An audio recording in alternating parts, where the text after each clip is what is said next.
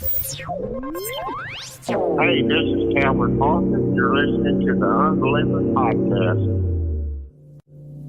There were several groups. One of the principal ones was the reptilians from the Orion complex. Without any exaggeration, it was like being on fire inside. Rats were eating you inside. This stuff was in my mouth. It felt like it was 500 degrees.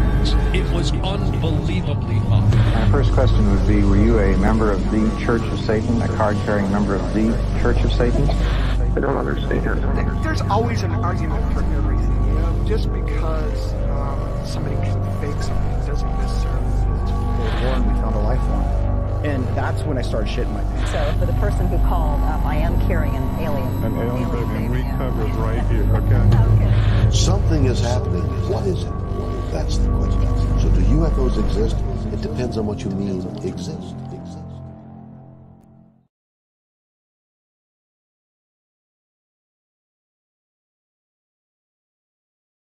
Oh, yes. Hello. Hey, and welcome to the Unbelievers Podcast live presents Turmoil in the Toy Box. The Deception of a Generation is me. I am your boy, Russ Ryan. Russell Ryan. I said his name backwards. And tonight I am joined by, oh, look, it's Pete McCarthy from Dark Sayings. What's up, Pete? Hey, yo, it's your favorite weirdo in the dark, and it is dropping like it's sizzling. All right, coming in hot. Pete, I know you're excited for this, but you're not the only one here because we also got the Porteous with the Mortius, I guess they say on some shows. Chris Porteous is here with us as well. What's up, Chris? Hey, man, I always love to enjoy talking some satanic panic, so happy to be here, sir. Yeah, man, this is like the dream team to do this. So Pete does Dark Sayings where he talks about the Bible and a lot of religious stuff. And Chris is one of Canada's top 3 or 4 collectors of all things Star Wars, vintage Star Wars. So I got religious expert, toy expert, me somewhere in the middle, the rod idiot here to do this. And yes, tonight we will be covering pretty much a classic. One of our early episodes, one of my favorite ones we ever did. We covered, here it is, Turmoil in the Toy Box. This is the classic satanic panic book about the evils of toys and everything toy related in the 1980s. It was one of our favorite things ever. But what it comes from is a VHS series. I'm going to say I don't really know what this is from. I'll show you an image here. This is what the actual video. So the guy who wrote the book went on this guy's show, and this was, I guess, a VHS you could get around. Sorry to cover you up like that, Chris. This is it's called Deception of a Generation. It was a religious program. That's what we're gonna watch tonight. I've got the VHS, and we're gonna watch this. So yeah, what was that, Chris? What did he do to Yoda? He took Yoda's ears off. He's afraid of Lucas coming after him. Yeah. Oh, yeah. It looks like I don't know, like Ben Kingsley or something. Like Yoda does not look right in that. I guess he had to alter these just enough. I'm not even sure who that is with the dagger up there in the corner. Because we got, you can see He-Man and, I don't want to spoil what that base and My Little Pony. My Little Pony being front and center in that too, but I don't remember My Little Pony having a horn. Maybe that's what the religious took issue with. Embellished it, yeah. Yeah. Hey, if you guys like that cover, look, I went and looked into it. Pete, you know you want to be sporting one of these bad boys. Deception of a Generation t-shirts are out there, folks. I'm not pimping it. You know, we'll never have ads, and we never will.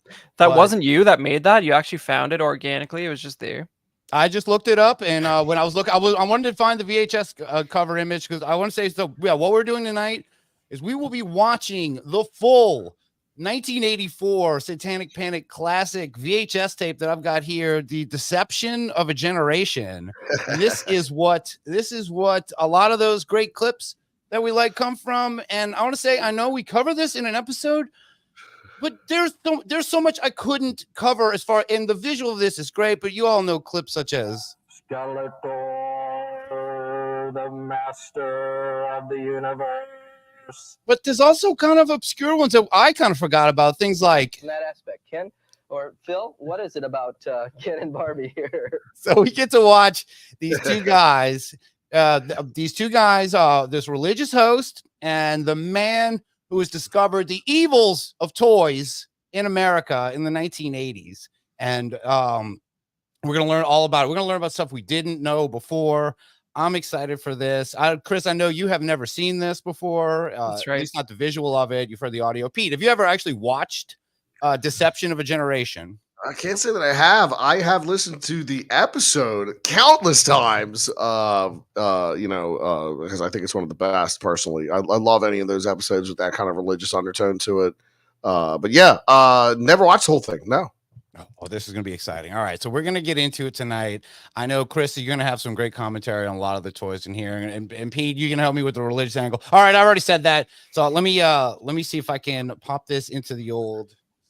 Come on, look at the effort. Come on, Deception of a Generation. Look, this is swirled underneath a pile of VHS tapes. We're going to check this out tonight. Let me see if I can get it. You're okay. All right.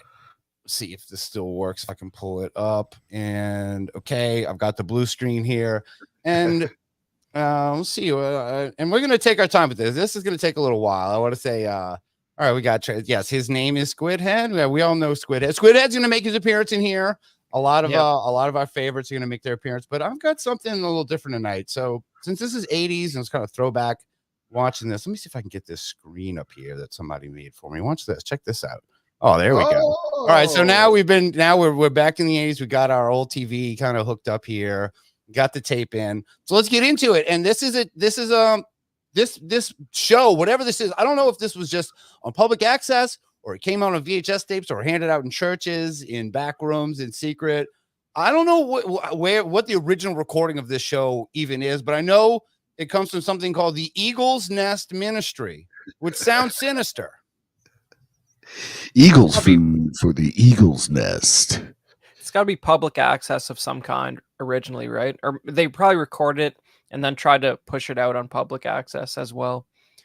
Yeah. It seems public access. Now, I know there's also like religious television stations that broadcast, but it also feels like that 80s thing like Hell's Bells, where it was like a tape or like a film that would just travel from church to church, and it would make poor parents take their kids to go see the, whatever evils are going in this. I'm wearing my Rod shirt tonight just to so I don't know, Satanic Panic, the metal. I had to get that in there.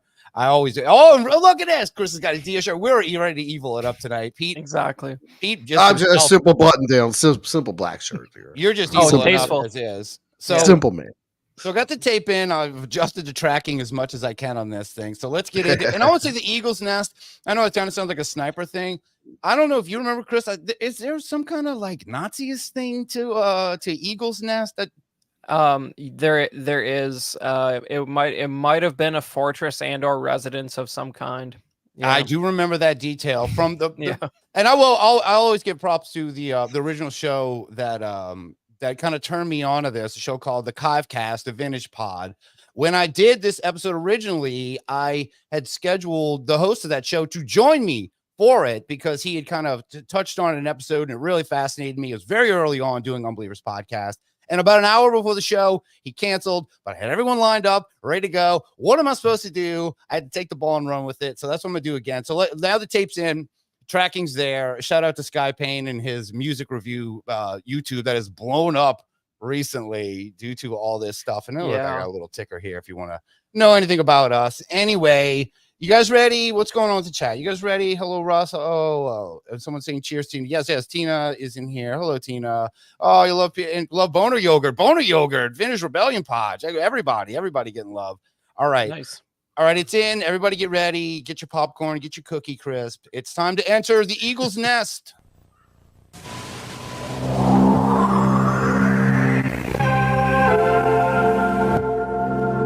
Eagle's Food.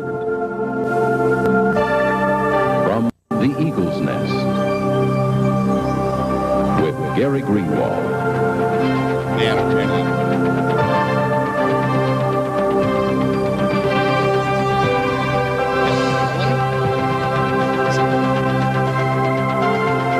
This unique program combines the dynamic ministry of God's Word, the discussion of contemporary issues, and the demonstration of God's power. Now, here's Gary Greenwald.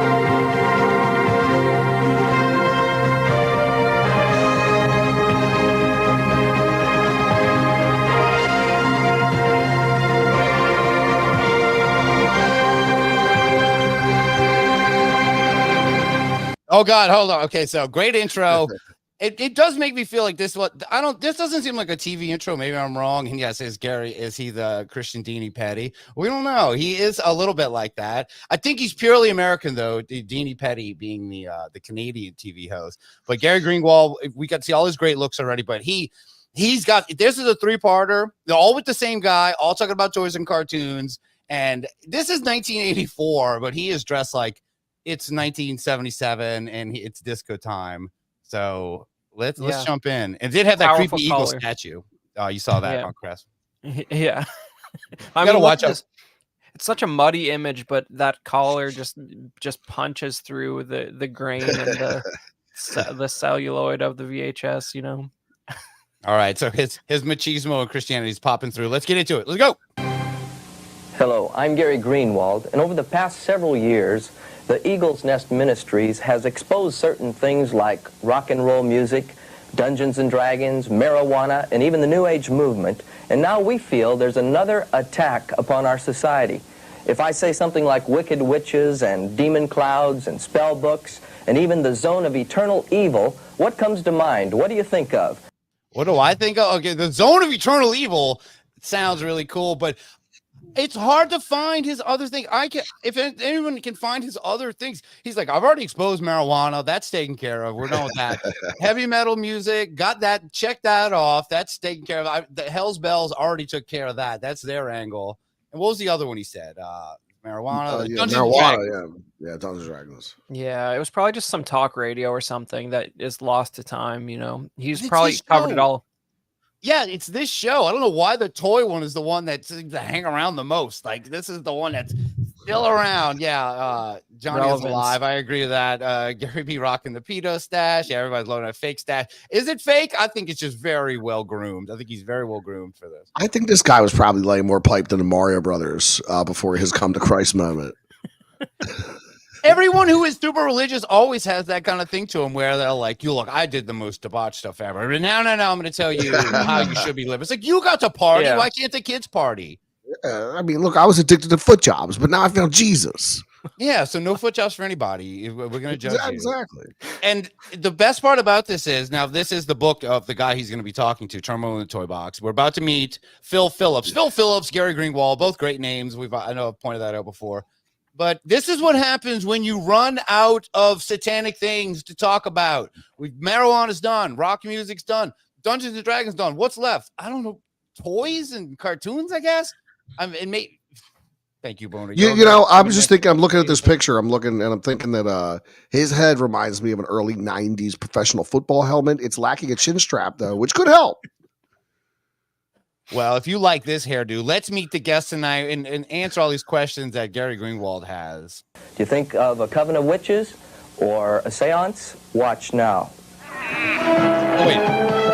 Oh, no. Wait, we got to talk over this or something. Where do we start, Mr. Van Gool? You start by getting that spell book before those foolish witches destroy the world. We've got some witches to splat. So yeah, and I know Pete's like, you're gonna get a copyright strike for this. I did think about that having these cartoons on here might, if something happens, I'll move the stream somewhere. There's a couple of these cartoon interludes, but I love how it starts with like, where do you think this comes from? We're all starting to watch a cartoon now, so we're watching Scooby-Doo, and this is Vincent Van Gool, who is of course Vincent Price guest starring on Scooby-Doo, which is quite a treat. If you were a kid in the 80s and you liked horror, you got Vincent Price himself on Scooby-Doo. But let's see the evil of Scooby-Doo. Coming with us, Mr. V? I'm afraid I cannot. Like we're not into witches either, sir. We'll stick with you. If you wish, I'm going to hunt down that demon mist in the zone of eternal evil where the darkest spirits are trapped. Like on second thought, send us a postcard. Coming after you. Good luck with this, Mr. V. If they don't recover that book, no amount of luck will save us. Cool design. It's just a normal Saturday morning. Powers locked within this stone. Transport me now to the evil zone. Yeah, exactly.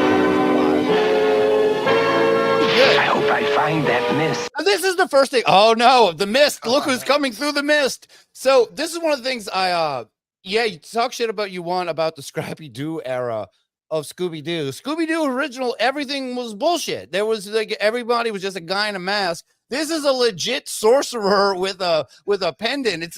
They're not pulling a mask off this guy. This is like evil is real. Like demons and witches are encounter a real evil.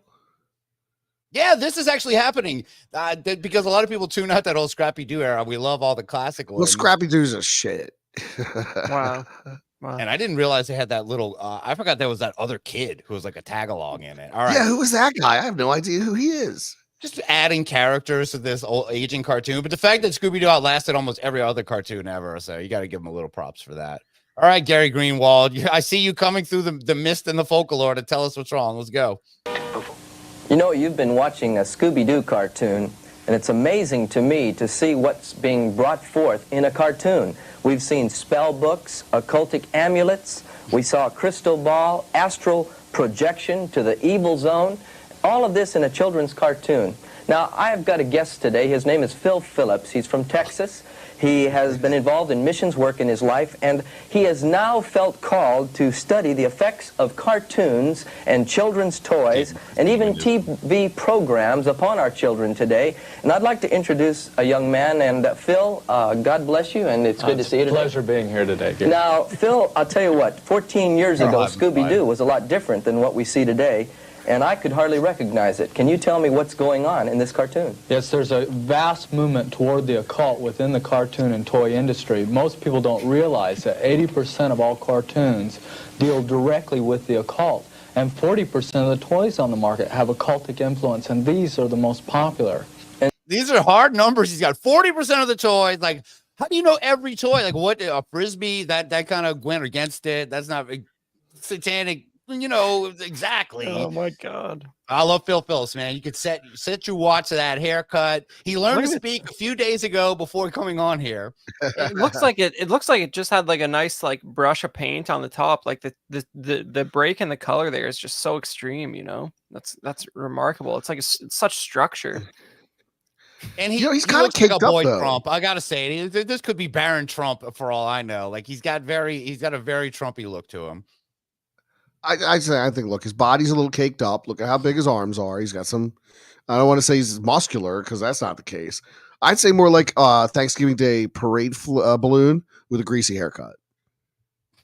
I'll do his voice later because the more I hear it, the more I want to talk like him. So, all right, tell us what's going on. These toys are actually a mirror of the cartoons. Is that correct? Right. They're released together. It's a form of marketing where the toys and the cartoons are released together to create this popularity for the toys. Now, you have a concern, I know, that all of this is affecting our youth, and I wanted to know, do you feel that there are a lot of children that are being influenced by the cartoons they watch? Oh, yes. Take, for instance, a cartoon like He-Man and Masters of the Universe. It can be seen as many as 31 times a week in an area. What area were people living in where He-Man came on 31 times a week? Like, I remember during the weekdays, you got He-Man episode a day. I don't know where you got 30-something a week. I love his credentials, too. Like, when the guy first brought him on, he's like, I would like to introduce a young man. It's like, oh, yeah. He's just mad. Some young man who happens to be mad about this situation. I was in the supermarket, and I met this young man. He's eminently qualified. A lot of this has to do with being in stores, being big. Yes, I met this very clean-shaven young boy who was buying some toys very good points and having Jesus moments. Yeah, but we're gonna get. I think he does his origin story soon. With a viewing audience as much as 16 million children each time it's aired. And so we're seeing a vast effect on the whole United States and other countries around the world through these cartoons and toys. Millions of children now watching occultic cartoons and then going out and buying occultic toys. Now, could we say that there is witchcraft and occultic practices that are actually being portrayed in these cartoons? Oh, yes. The witchcraft and occult practices are not make-believe.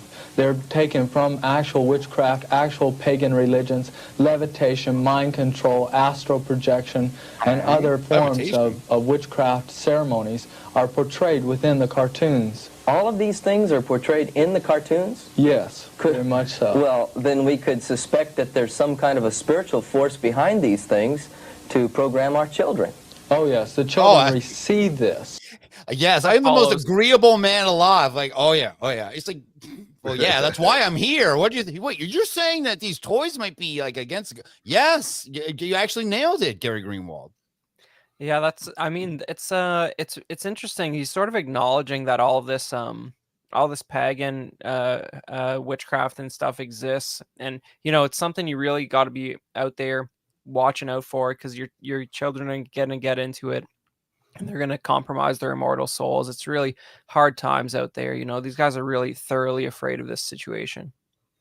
And I never realized how much of a threat levitation was, but it comes up a lot in this. I've never seen anyone do it, but it's just a lot of levitation. They're very against levitation. You should not be levitating.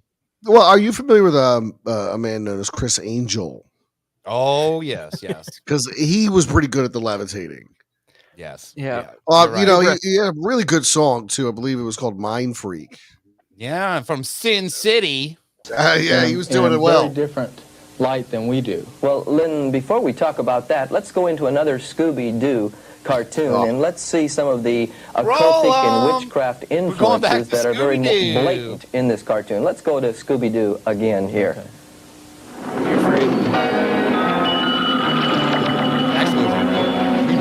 We meet again, Vincent Van Gogh. Marcella! So you're the evil mist. But how did you wind up in the zone? Oh, I was swept here by a spectral wind after I escaped your chest of demons. From one trap to the next. You never were terribly clever, were you, Marcella?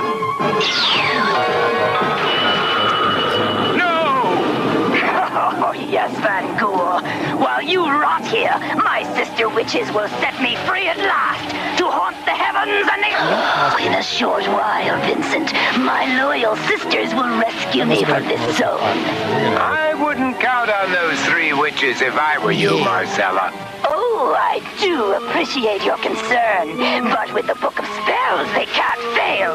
Once they reach Stonehenge and make a brew, they'll chant Spell 13. Which will set you free. Precisely.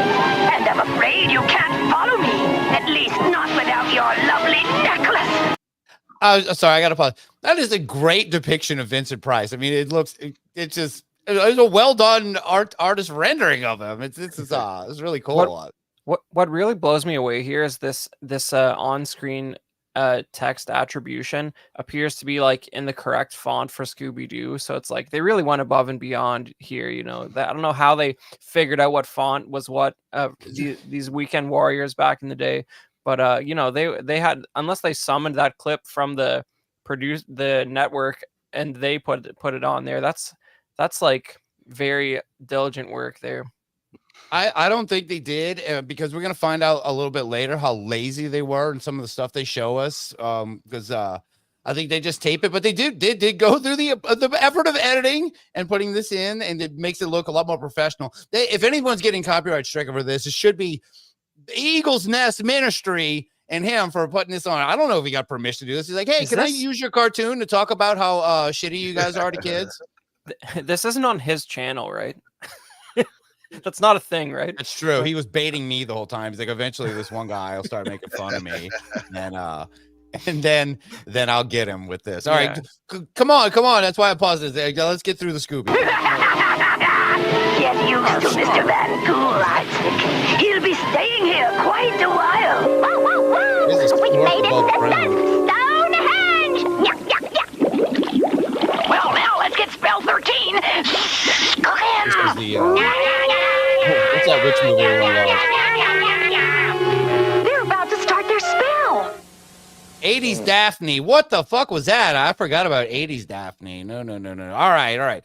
I'm sorry. I'll get back to the outrage. I can hardly believe what I'm seeing here. Now, we're looking at occultic things. We're seeing things like the chest of demons and witches and Stonehenge and occultic spell 13. Wait, I actually have that. I think I caught that at the time. Stonehenge and Stonehenge. I love Stonehenge. That place is great. Stonehenge and yeah, I will say I did go back and I went and found all the original soundboard clips from Turmoil and Turmoil. I didn't realize how many words, like 11 of them. I've got so many I forgot about, like this. And then he summons forth his sword. Oh, that's pretty dirty. That's a little bit of a spoiler. Stuff. That's coming ahead. All right.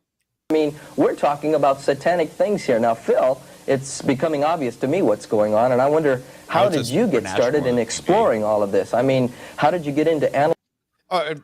And I'm sorry, I keep pausing. The TV is a bit of a character in this as well. It's some kind of slideshow he has going on there. Later on, it fucks up. Whoever's running it goes a little too far ahead at one point. Just keep your eye on it. First, it said demonism. Now it's a supernatural. Like, let's keep track of this. Analyzing the toy industry. Well, it was very unusual. I was in the process of going on the mission field and working my way through that and speaking in different churches.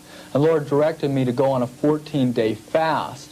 And during this fast, I did something very unusual. I walked into a toy store. And when I walked into the toy store, I was faced with a toy holding an occult symbol in its hand. Now, this got my curiosity up, so I purchased the toy. And I read the comic book that was with it, and it was occultic practices within the comic book.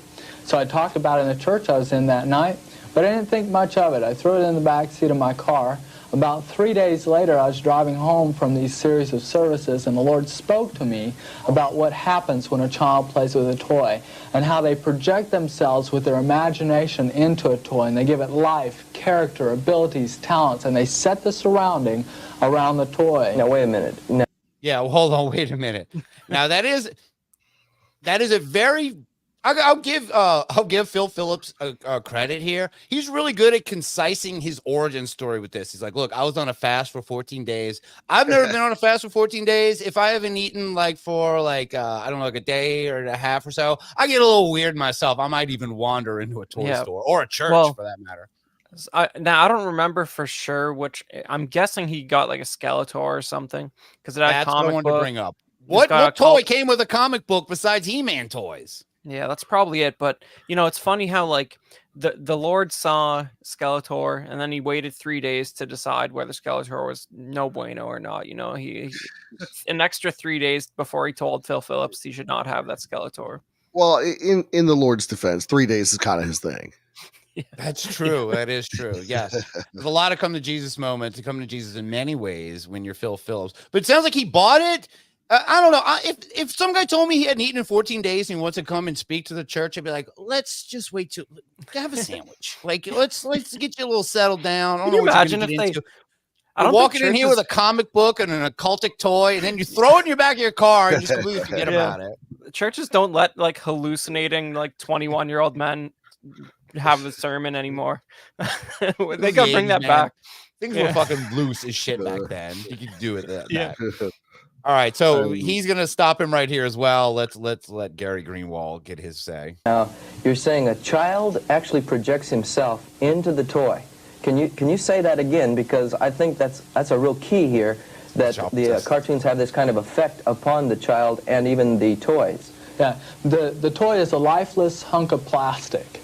And it only comes to life with that projection of the imagination into a toy. Yeah. And they give it life, character, abilities, talents, and set the surroundings around the toy. So the child vicariously lives through that toy. Yes, very much so. Mm-hmm. And the Lord told me that children were being affected by these things and that I was to do something about it, which proceeded in me studying this material over 2.5 years ago. So he's got kind of the authority of the Lord. The Lord himself actually told him to do this. This isn't anything he came up on his own. He's kind of an innocent bystander in this. He was just chosen after not eating for 14 days. Like, look, this is your mission now. You got to figure out what's doing with these toys. Yeah, well, that claim will get you some airtime for sure. Every time you do something that's controversial or you might have been hallucinating, you can always fall back on blaming on the Lord told you to do it. It works out pretty well. They give you some TV time. You know, in my own experience, the last time I was hallucinating, the Lord told me to climb a fence, but I started breaking it as soon as I went up it, and then the homeowner came out, and the cop That car wasn't showed the up. Lord telling you to do that. It seemed like it at the time. Well, the problem was he didn't reflect on the advice for 3 days. He gave it to you too promptly, so it was not sound advice.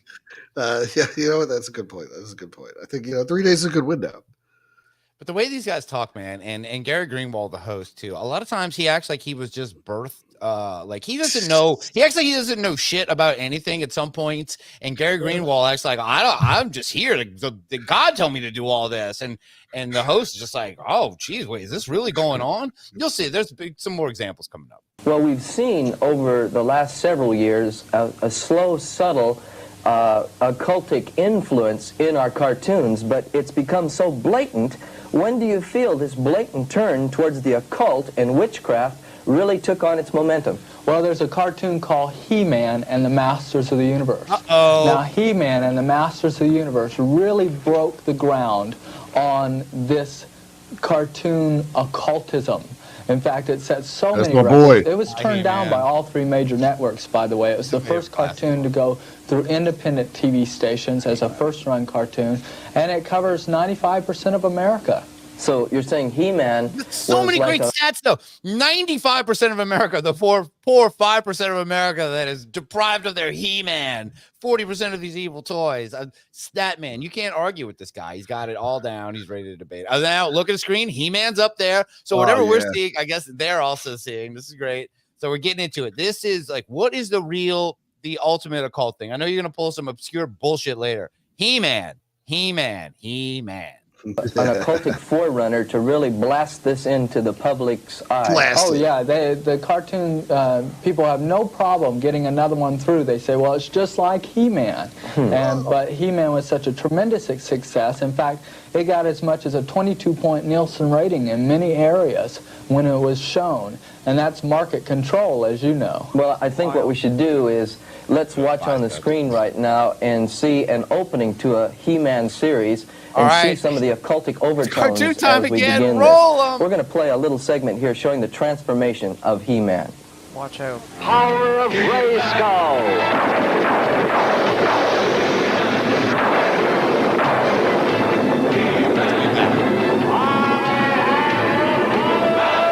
I'm the same guy with the same haircut.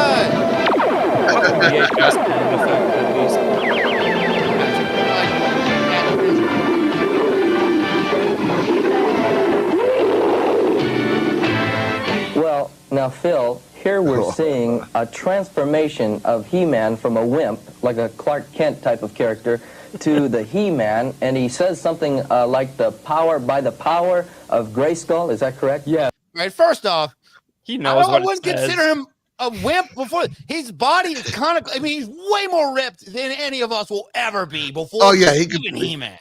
bench 550 without fucking thinking about it. Clark Kent's not a wimp. He's just wearing glasses. Yeah, nerd. All right, I'm the only one without glasses. All right, apologies, guys. So yeah, all right. So and Phil Phillips, of course, his mind has been erased years ago. I don't know why. He knows nothing. He's like a blank slate. You can put anything on him. He's like, oh yeah, I guess so. Yeah, all right, cool. All right, and he's gonna hit him with a biblical fact here. That's really gonna be like, all right, I'm on board. So what you've just seen is He-Man being transformed. In fact, his name is Adam. Yeah. First man. Interesting. Until he's transformed, and then he becomes He-Man, the most powerful man in the universe, by lifting his sword in the air and yelling by the power of Grayskull. Now, to understand this, we have to understand what Grayskull is. It is a castle built by unknown hands in the shape of the skull, and there's a demon spirit living within it that manifests in the shape of a skull. I don't think he's watched enough He-Man cartoons. Now, well, he's read like the Silmarillion of He-Man. Like, you just don't know the deep lore, Russ. That's what the problem is. Yeah, he's right. The spirit of Grayskull's a thing, right? In the cartoon, they That's don't. The bird lady. He's talking about the bird lady, right? No, it's a ghost. There's a ghost that comes out of the castle, like it's like a skull ghost. God, I really don't remember that. And I own Castle Grayskull. I shamefully know a lot about He-Man. Good.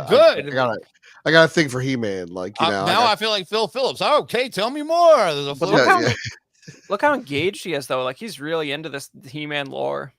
You know, he's like, it's deep, it's rich. Yeah, he doesn't want to admit it. He wasn't. You could not be an adult and like buy toys and stuff at that time unless you had a kid. And like, I know I still pretend like, this is for my niece. Don't worry about it. I need 2 Happy Meal toys, please. Yeah, you couldn't do that at the time though. Yeah, he was hallucinating on his fast, and he stumbled into a Toys R Us and got a Skeletor, and he thought it was righteous and awesome at the time, but. 3 days later, he got the bad news. But he was really into it. Would paint Jesus to look like this. This lore is fascinating to me. See, what he really wanted is Wonder Bread He-Man. He looked a bit more like Jesus than regular He-Man. Well, Fisto, he's a beard. We're not getting into Fisto. Fisto could not be talked about on public access. They probably had to cut all that out. His fisting. He fisted as hard as he could, and he couldn't get it. He really did. To the left and to the right. To the north and the south. I just put this up. Sorry, now I don't feel bad about seeing Furiosa this weekend. You shouldn't. That's a great movie. I love Furiosa. I want to go see it again. What's up, Justin Christopher? Thanks for joining us. Go ahead and see it. It was awesome. Great movie. Great movie. And so our good character is empowered by occultic demon spirits. You're kidding me. No. So all of this is coming forth, and the children, whether consciously or subconsciously, are picking up all these occultic overtones. Oh, very much so. I received this letter. I thought I might read it here. A lady had written to the Eagle's Nest, and she said, "How harmless are the cartoon characters on the Masters of the Universe program for children?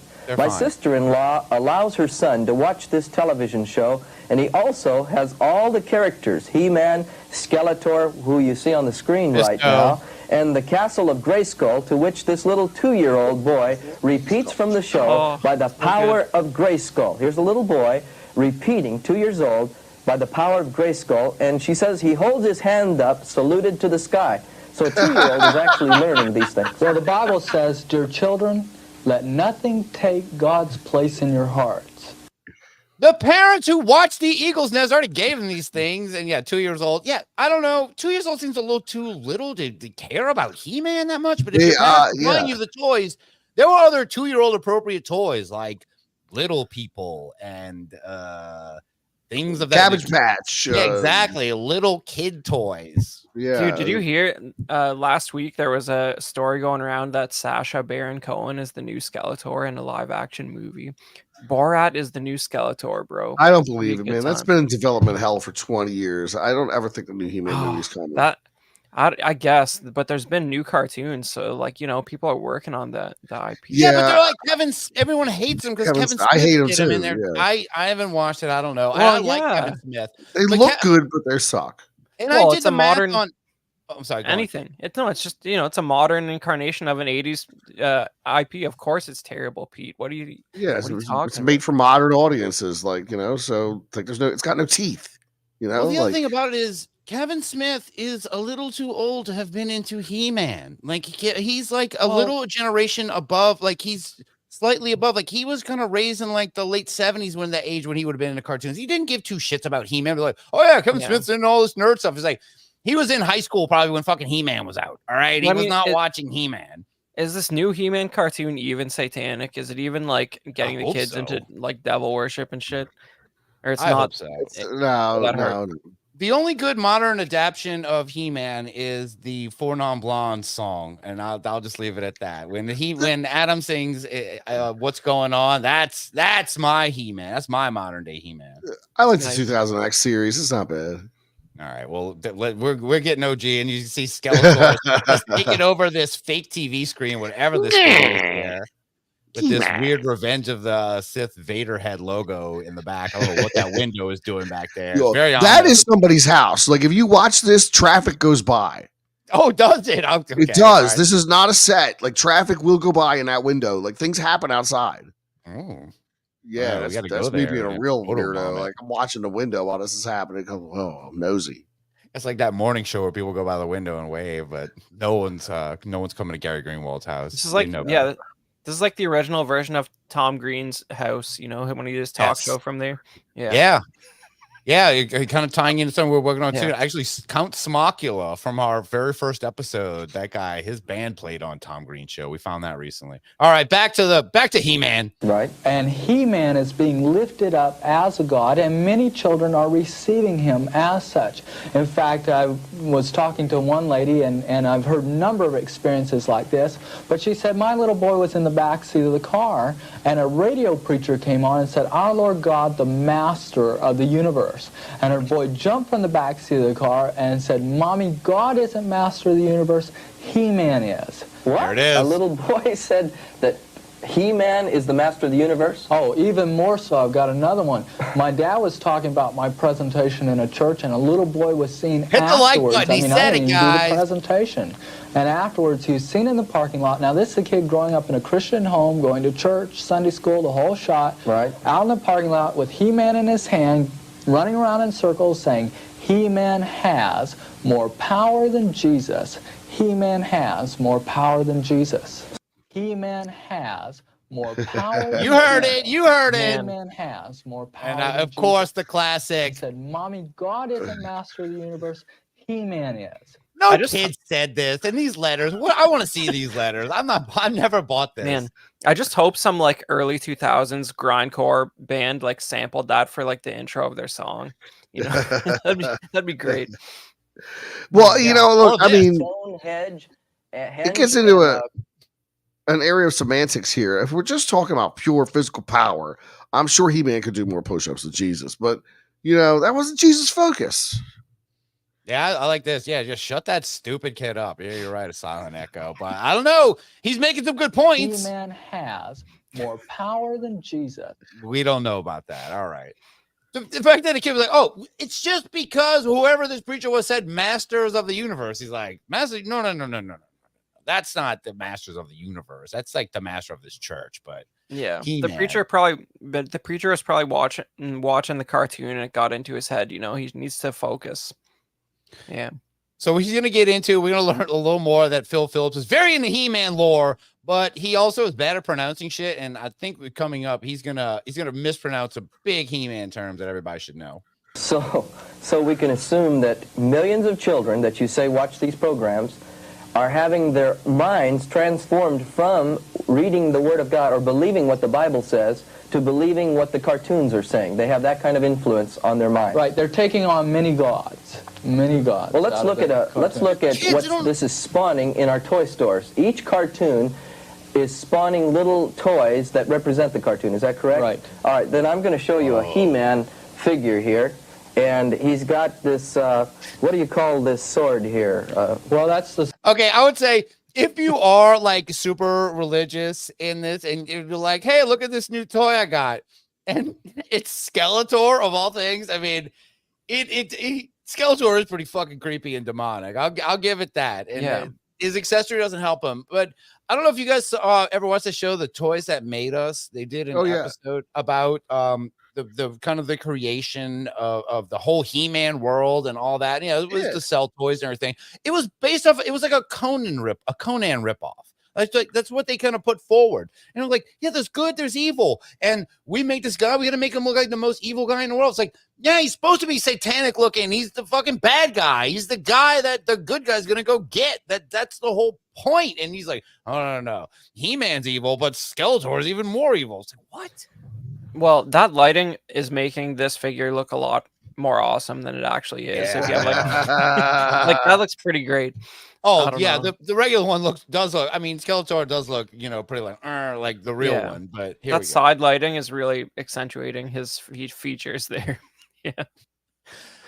In the picture, either of these older dudes are having to like cram that fucking his little goat head staff of Ra into his hand to like for the pose and setting them all up. Like, oh, I wish we had figure stands. Those don't exist yet. They will. Don't worry. Sort of power. Oh, look, he's got his own He-Man. He-Man, he becomes transformed. You know how hard it is to put the sword in his hand? He-Man, imagine being a kid. We need to take a look at Skeletor. Okay, now this is the He-Man, a muscular figure and so forth that mostly little boys follow, I take it? Right. But the little girls have someone too. Oh, many little girls play with this toy. Oh, really? Well, let's look at Skeletor now. We've got him up on our screen. And Skeletor is this ugly-looking skeletal creature with a staff in his hand. Now, what's that staff that he's got in his hand? The staff is a ram's head staff. Now, the ram's head is a very occultic symbol. It's boiled in cauldrons. It's used in different occult practices. But when it's seen on the staff, it's called a norok. And when the norok is pictured in occult books, many times it's pictured with the butt of the staff crushed onto the head of a dove. Now, Skeletor introduces most of the occult within the toy series. He has the ability to mind control, to levitate, to astral project, and to do many other occult practices and pagan religion practices. Okay, again, Skeletor can levitate. I watched him. I mean, maybe I missed. I didn't know that skull was in Castle Grayskull. I kind of forgot about that. I don't remember Skeletor fucking levitating at all. He's no Chris Angel. Well, I mean, what is his face, right? Like, is he actually a skeleton monster? Because, like, if he is, that's almost more remarkable than levitating, right? It's enough to be a skeleton with muscles. It makes no fucking sense. You should be the skeleton. Skeletor never made sense. He's just spooky looking. It was the scariest thing. I don't know, the skull. What else is spooky? I don't know, being strong. He's got to fight He-Man. But he also has powers.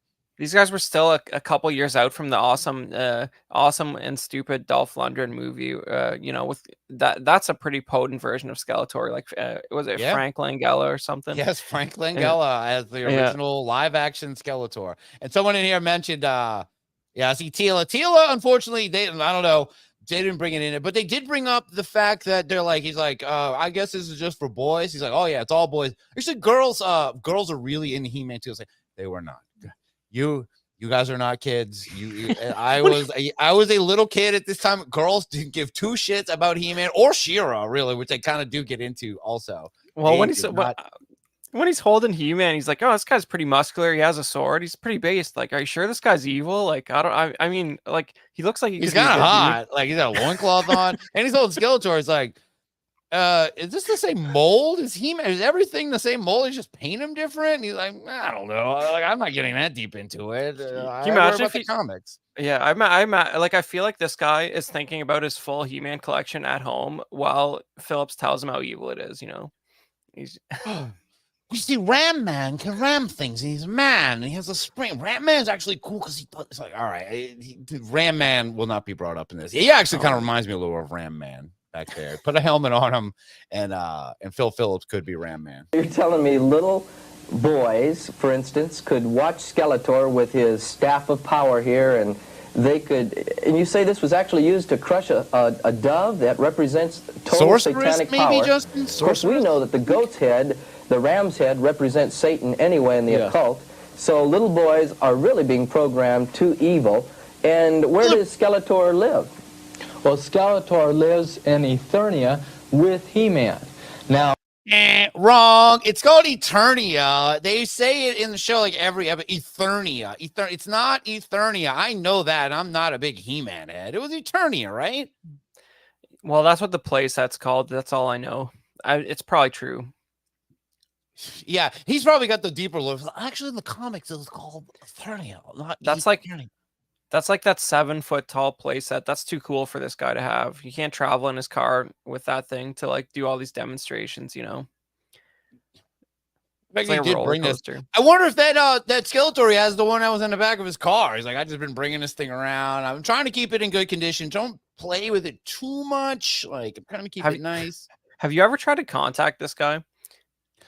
Phil Phillips is still around. He doesn't he kind of owns that he was kind of looks kind of stupid looking back at him, but he doesn't I think he still sticks to his religious content. He's old as shit now. I mean, look, he was this young boy in 1984. That's like, that was what, 40 years ago now? Yeah. I would just be like, I would just send him an email, be like, listen, like, can I do you still have your like Skeletor? Like, I'll buy it.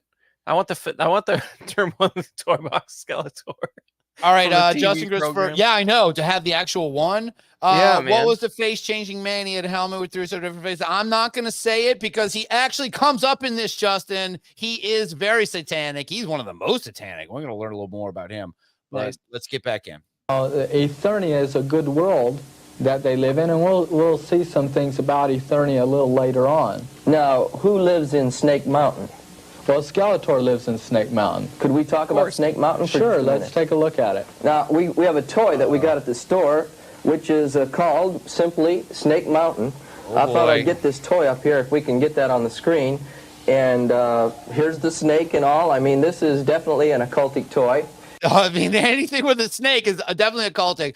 And I will say, as a kid, I had Castle Grayskull. I did not have Snake Mountain. I didn't know anybody who had Snake Mountain. Snake Mountain is badass. It's very cool. Yeah, I guess most kids would only get one of those, and you're gonna pick the. You're unless you're really into metal, you're not gonna pick, yeah. If you're fucking metal as shit, but if you're metal as shit, you're too old to be playing with these toys. That's the problem.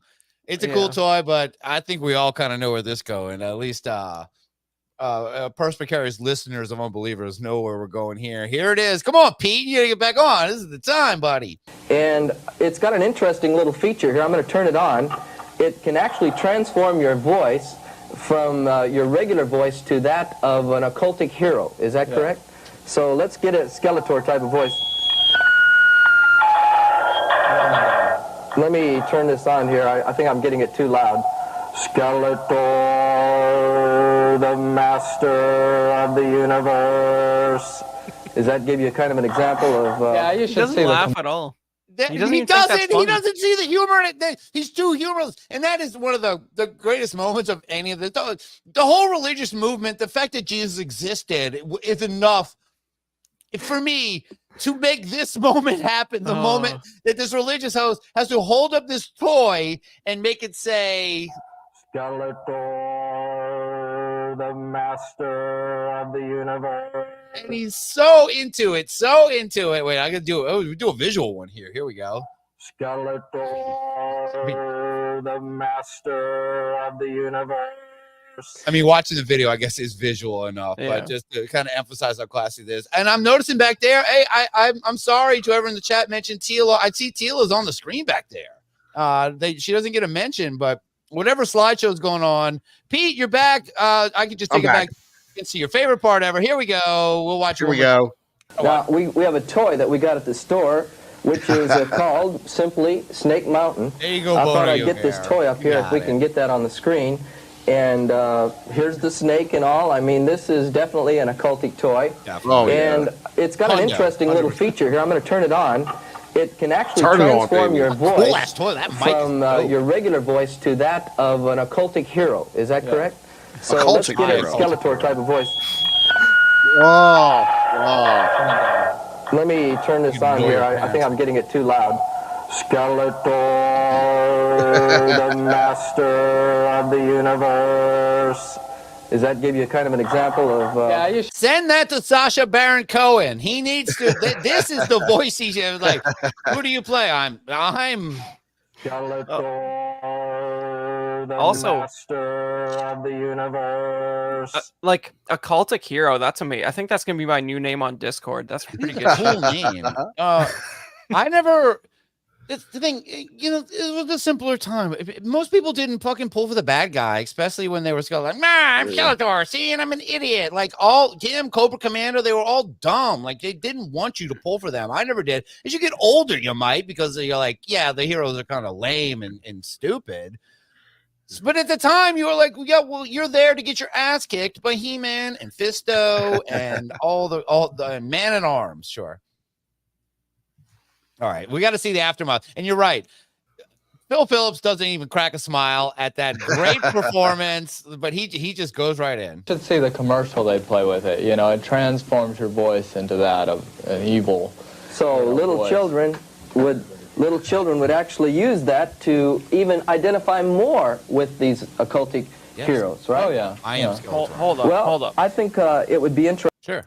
This needs a little more analysis here. So he said that he bought that Snake Mountain at the store. That's how he's at the store. So did these guys drop like $100 to just get the whole line for this video program?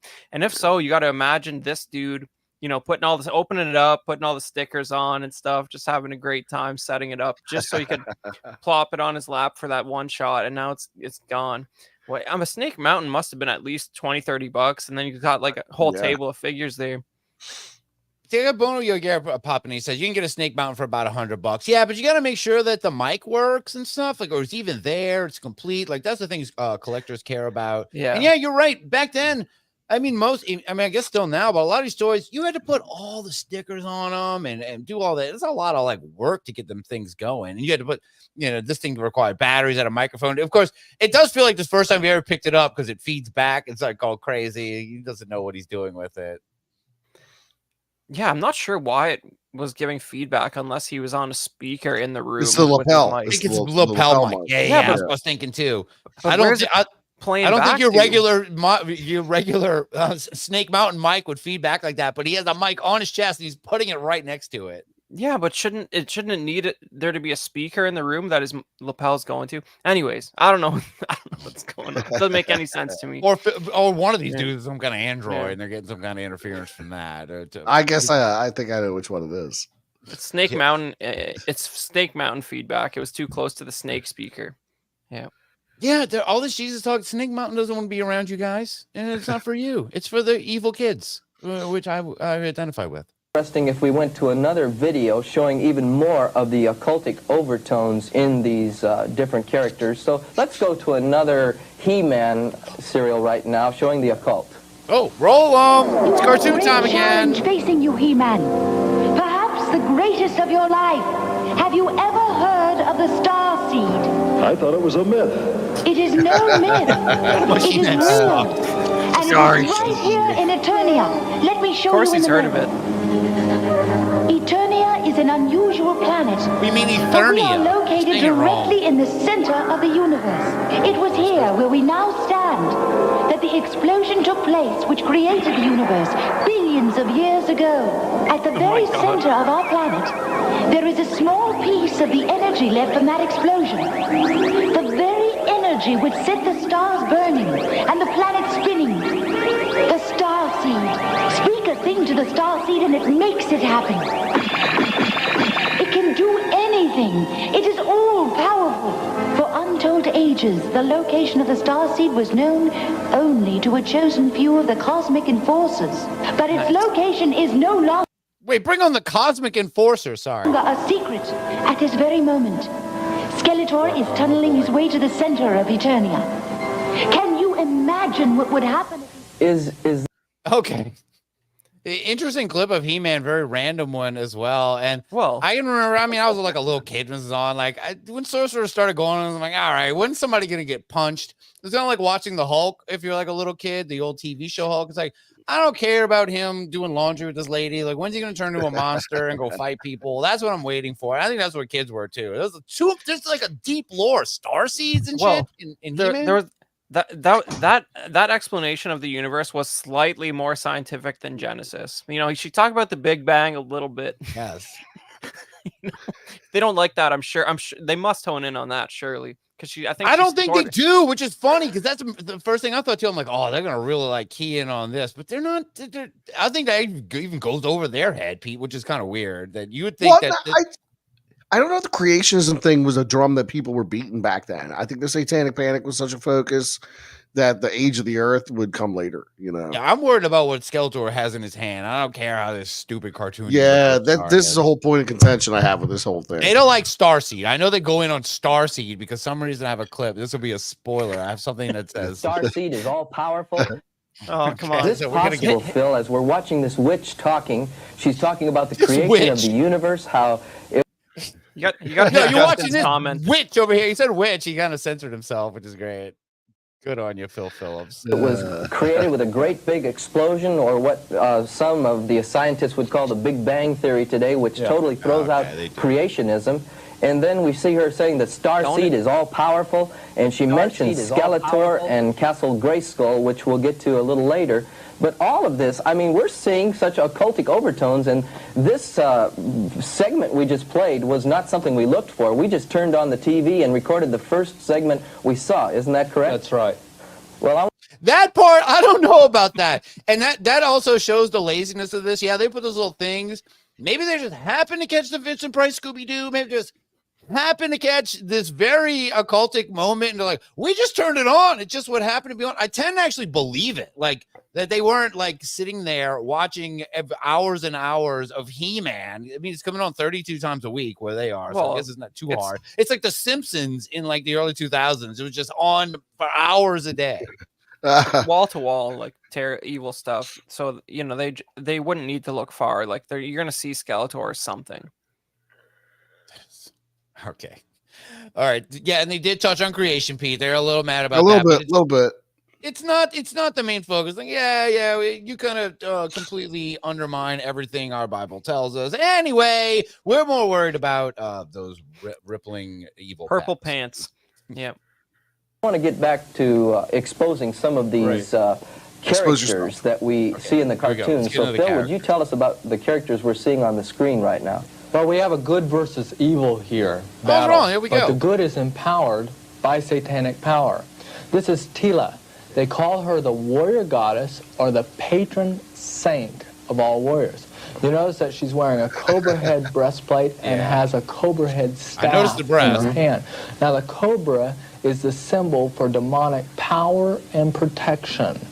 And this young lady is involved in witchcraft, and you notice that she's a very voluptuous-looking thing, and they wear very tight... Says who? Voluptuous? She's not that voluptuous. I mean, she wears revealing clothes, but she's got a giant cobra breast covering her own. She's like Boobarella or something.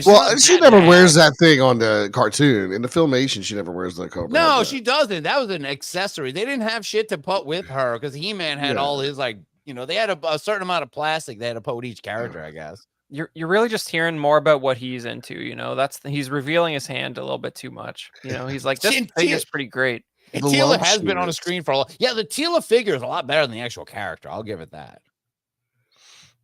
Clad clothes and sometimes even negligee type things on the show. So there's a sensuality about the toys also. Yes. Oh, I know, this Mike. I went to He-Man Many Faces. Wow, but now, Evil Lynn, I will argue. In a cartoon, Many Faces becomes demon-possessed by drinking a magical potion that Skeletor gives him.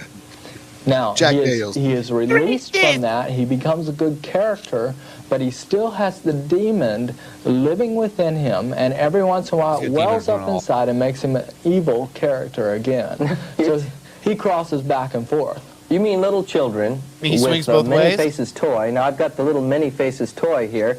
He's got many faces. Look at this. From a demon-possessed skeleton type of creature to a good guy. And back. I guess what you do with the toy, if we might try it here, is you can turn this little deal and you can make his face change. There you go. And there he becomes a good guy.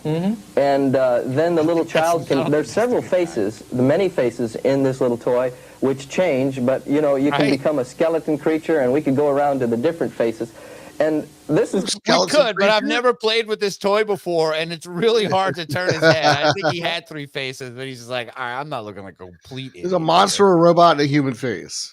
Yes, so it was a robot one, right? I don't know why he keeps getting skeleton monster. Where is that coming from? He was the original Mighty Mugs. That's a stupid reference if anyone gets. Yeah, he just keeps thinking of Skeletor. Once they wrap this show, all of those are going in. Like, he's going to clear out the fine china, and they're all going in his grandma's best display cabinet. Oh, yeah. Just out of the shot somewhere. What? You don't think Phil Phillips is out there starting a family and got kids? Well, he's not going to let his kids play with this. So what do his kids play with? Like Tinker Toys? Like Lincoln Logs? Like, what do you have at the time? Lincoln Logs sounds pretty Christian. That's probably okay. Yeah. Lincoln Tinker Toys is what he's into. Man, Many Faces is a cool figure, though. Got to have some kind of a message to the children. Oh, definitely. It says you can be demon-possessed and still be good. You're kidding. Yeah, that's what, No, maybe it's because you can change as a person. And you're playing on the good side, then you... Maybe don't drink some Skeletor. Maybe that was the lesson of the episode. Like, drink this, you fool. Oh, okay. Now go beat up that wuss He-Man. Yeah, if they're demon possessed, who are they fighting then? Is it just demons fighting demons? Like, shouldn't that be okay? I don't Someone know. brings up a good point. Is Starseed related to Starscream on Cybertron? I mean, probably. I think Starseed is all powerful. not like Starscream. He is not all powerful. But I think Starscream is definitely whoever did that voice did a voice on He-Man. Pretty sure. Is Skeletor and Starscream skin guy? I'm probably good chance. Starscream was Chris Latta, who was also a Klingon on Star Trek. Oh, no, Cobra maybe- Commander was Chris Latta. Those two are the same. Yeah. Back to our show. Hit the like button, everybody. Getting that deep knowledge. Obvious inference there. This character here is called Stros. They call him the Winged Lord. He has the ability to fly and shoot fire from his hands. You'll notice that he's a half man, half bird. Yeah. Now this is an inference from the gods of the ancients. They're half man, half Anunnaki. bird. This particular one is the sun That's an god Anunnaki Ra. right there. It's becoming a very popular revival within the toy and cartoon series, as we'll see in some of the other cartoons later on. We're going back to ancient pagan gods and forming our toys after them. Right. Oh my. What's our next toy here? Well, we're going to take a look at some of the actual occult practices within the cartoon series, and part of the way I do that is to look at the comic books that come with them. This is the PowerPoint Dread. Now in the PowerPoint Dread, we see Skeletor in a classic lotus position of meditation. Legs crossed, palms on the knees, with the palms out. He is levitating off the ground. In a yoga type position. Right. He has a power beam coming from his head holding a crystal ball. Crystal ball is used in necromancy or communication with the dead. Right. And he's talking about that this crystal ball is the only thing that will allow him to focus all of his... Was that Pete? Necronami? What did he say? Necromology is not a word. He means necromancy. He's using the wrong terminology. Necromology is not a thing. By the way, occultic is not a thing. Necromology. Nothing is occultic. That's not a word either. No, it's occultic heroes, Pete. Occultic heroes. I'd watch that cartoon. They could have called a cartoon Occultic Heroes. I'm like, this is badass. There's heroes on both sides, Pete. You know. You gotta admit though, if you're a Christian dude and you see that it does look like that thing of Satan with his fingers up in that. Like, I mean, he looks like that's pretty great. But it was art. It was art at the time. These people all listen to. These were all like older dudes in their like 30s who had listened to prog rock in the 70s, and they're fucking drawing cartoons. And they work for toy companies. They're the nerds of the time who were into Rush and Tarkus and shit. Like they like weird stuff. So of course it's all going to reflect into it, man. That's what they were into. They all right, moving on. I'll do it. Psychic energies. That's on the first page of one comic book. I can't believe this. And so there's all kinds of occultic things happening right in the front of the comic book here. And now this one's the Magic Stealer. Now in the Magic Stealer, Skeletor introduces the power of the pyramid cult. Now, he walks to the center of the pyramid, he sits inside, and he starts to steal the power of Eternia. Now, Eternia is the good world they live in. And these are the powers that rule that good world. This fiery serpent, these fiery skulls, this gargoyle. Do you know what they call these things? No, what? The spirits of the air. Well, and that's Ephesians 6:12, isn't it? I knew it. I was going to call it myself. And Ginger Viking Jesus, thank you for $5. Oh, if I didn't have necromancy, I wouldn't have any friends. Thank you so much. Ginger Viking Jesus chiming in. Appreciate Very practical. That very much. Yes. Necromancy, not what do you call it? Necromonology, botology, or something? Necromology. Necromology. This is necromology or ontology. All right, he's lost me now, and he lost him too. He's like, well, he's talking about the air. He's like, so fucking what? What are you talking about? Why do you care about Stratos when you got a skeleton and a monster? Russ, if you acknowledge the air, it's instantly paganism. That's how it works. Oh, you're right. The air. I forgot how evil the air. That's why we live on the land. Yeah, we're not. It's like an element or something. Yeah, Stratos is half man, half air. You can't trust a man what made of gas or air or whatever. Can't trust a man what made of gas. Hey, that's the We wrestle not against flesh and blood, but against spiritual power, spiritual wickedness, principalities and powers, spiritual wickedness in heavenly places. The powers of the air, or the spirits of the air, and the rulers of darkness of this world. So actually, these cartoons are making real what Satan has had for a long time. Right.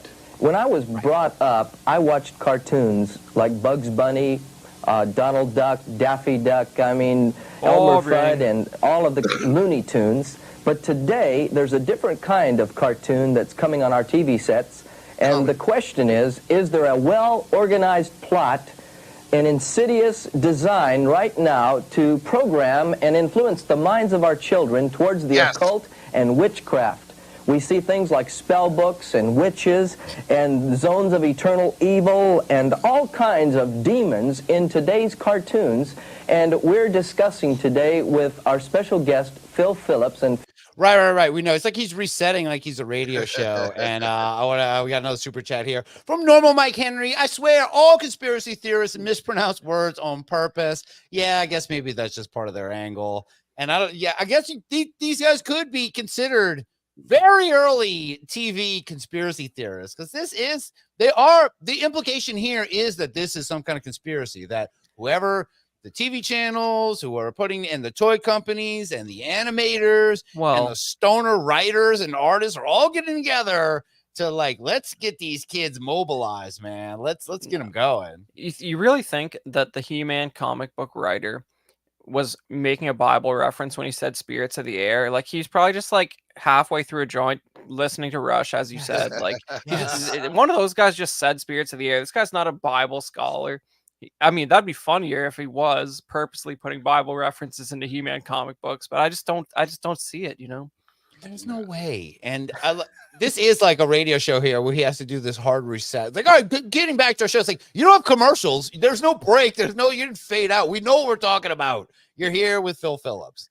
I think he's trying to get to wrap up this episode 1. I hope he is, because I would like to take a quick break, but let's get to, I hope him wrap this up. Jesus, it's taking us a while to get through the first part, but that's okay. Welcome you to the program. God bless you. Phil comes from Texas, and Phil has been doing a tremendous intensive study of the cartoons that children view today. He's looked at the toys that they're buying in the toy stores, at the comic books that they read, and he's seen that they vicariously live their lives through these cartoon characters and toys. Now, if we miss the generation of youth that's coming up, if we do not minister to them the Lord Jesus Christ, then we've lost the generation of tomorrow, and the Antichrist will have them. I believe the Antichrist is trying to program the minds of our youth, and he's getting his spell, his control on their minds, and today we're going to be talking about those youth. Now, in God's economy, children are very important, and I wonder, Phil, if the church is overlooking the children. Do you think this is happening? Will someone please think of the children? Oh, God's economy? What is That's another great album title from this guy, God's Economy.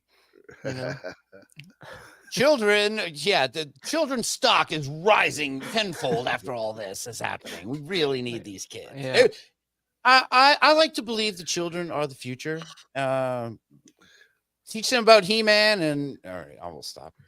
Well, in church history, yes, the church has overlooked the children on many occasions. Some people, in trying to put emphasis on the children, have said that children are the church of tomorrow. He's on the screen. But that's not a true statement. Children are the church of today. They're an integral part of the body of Christ today. God has placed them within our bodies, and we have to make sure that they are healthy and spiritually alive. Yes. You see, children, their relationship to God is as important to God as our relationship to God. This is when it gets kind of like deep religion, where the toys is not as fun right here. I'll be back in 2 seconds. You guys talk about it. He's like God doesn't think these kids are stupid idiots like we do. They're just as important to him as we are. They have equal standing as human beings. That is a very I think at the time, biblical times, we're talking Bronze Age, first century. That's radical thinking, Yeah, there's something else I want to point out here, man. Did you actually see a car go by outside there?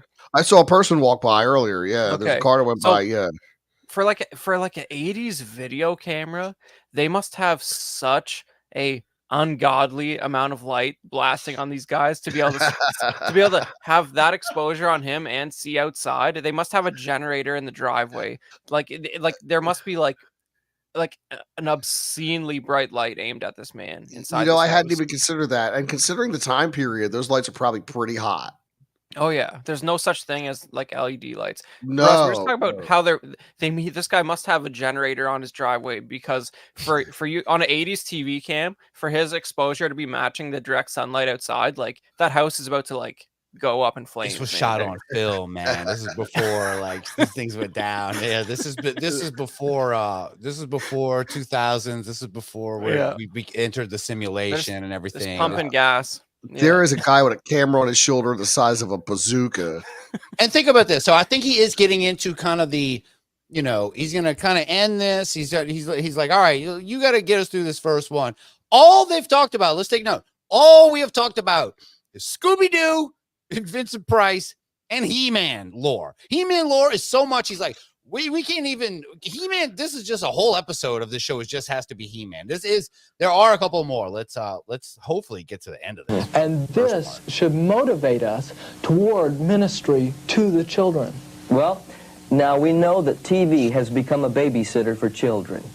And when parents don't want to take responsibility for children, they send them to sit in front of their TV babysitter.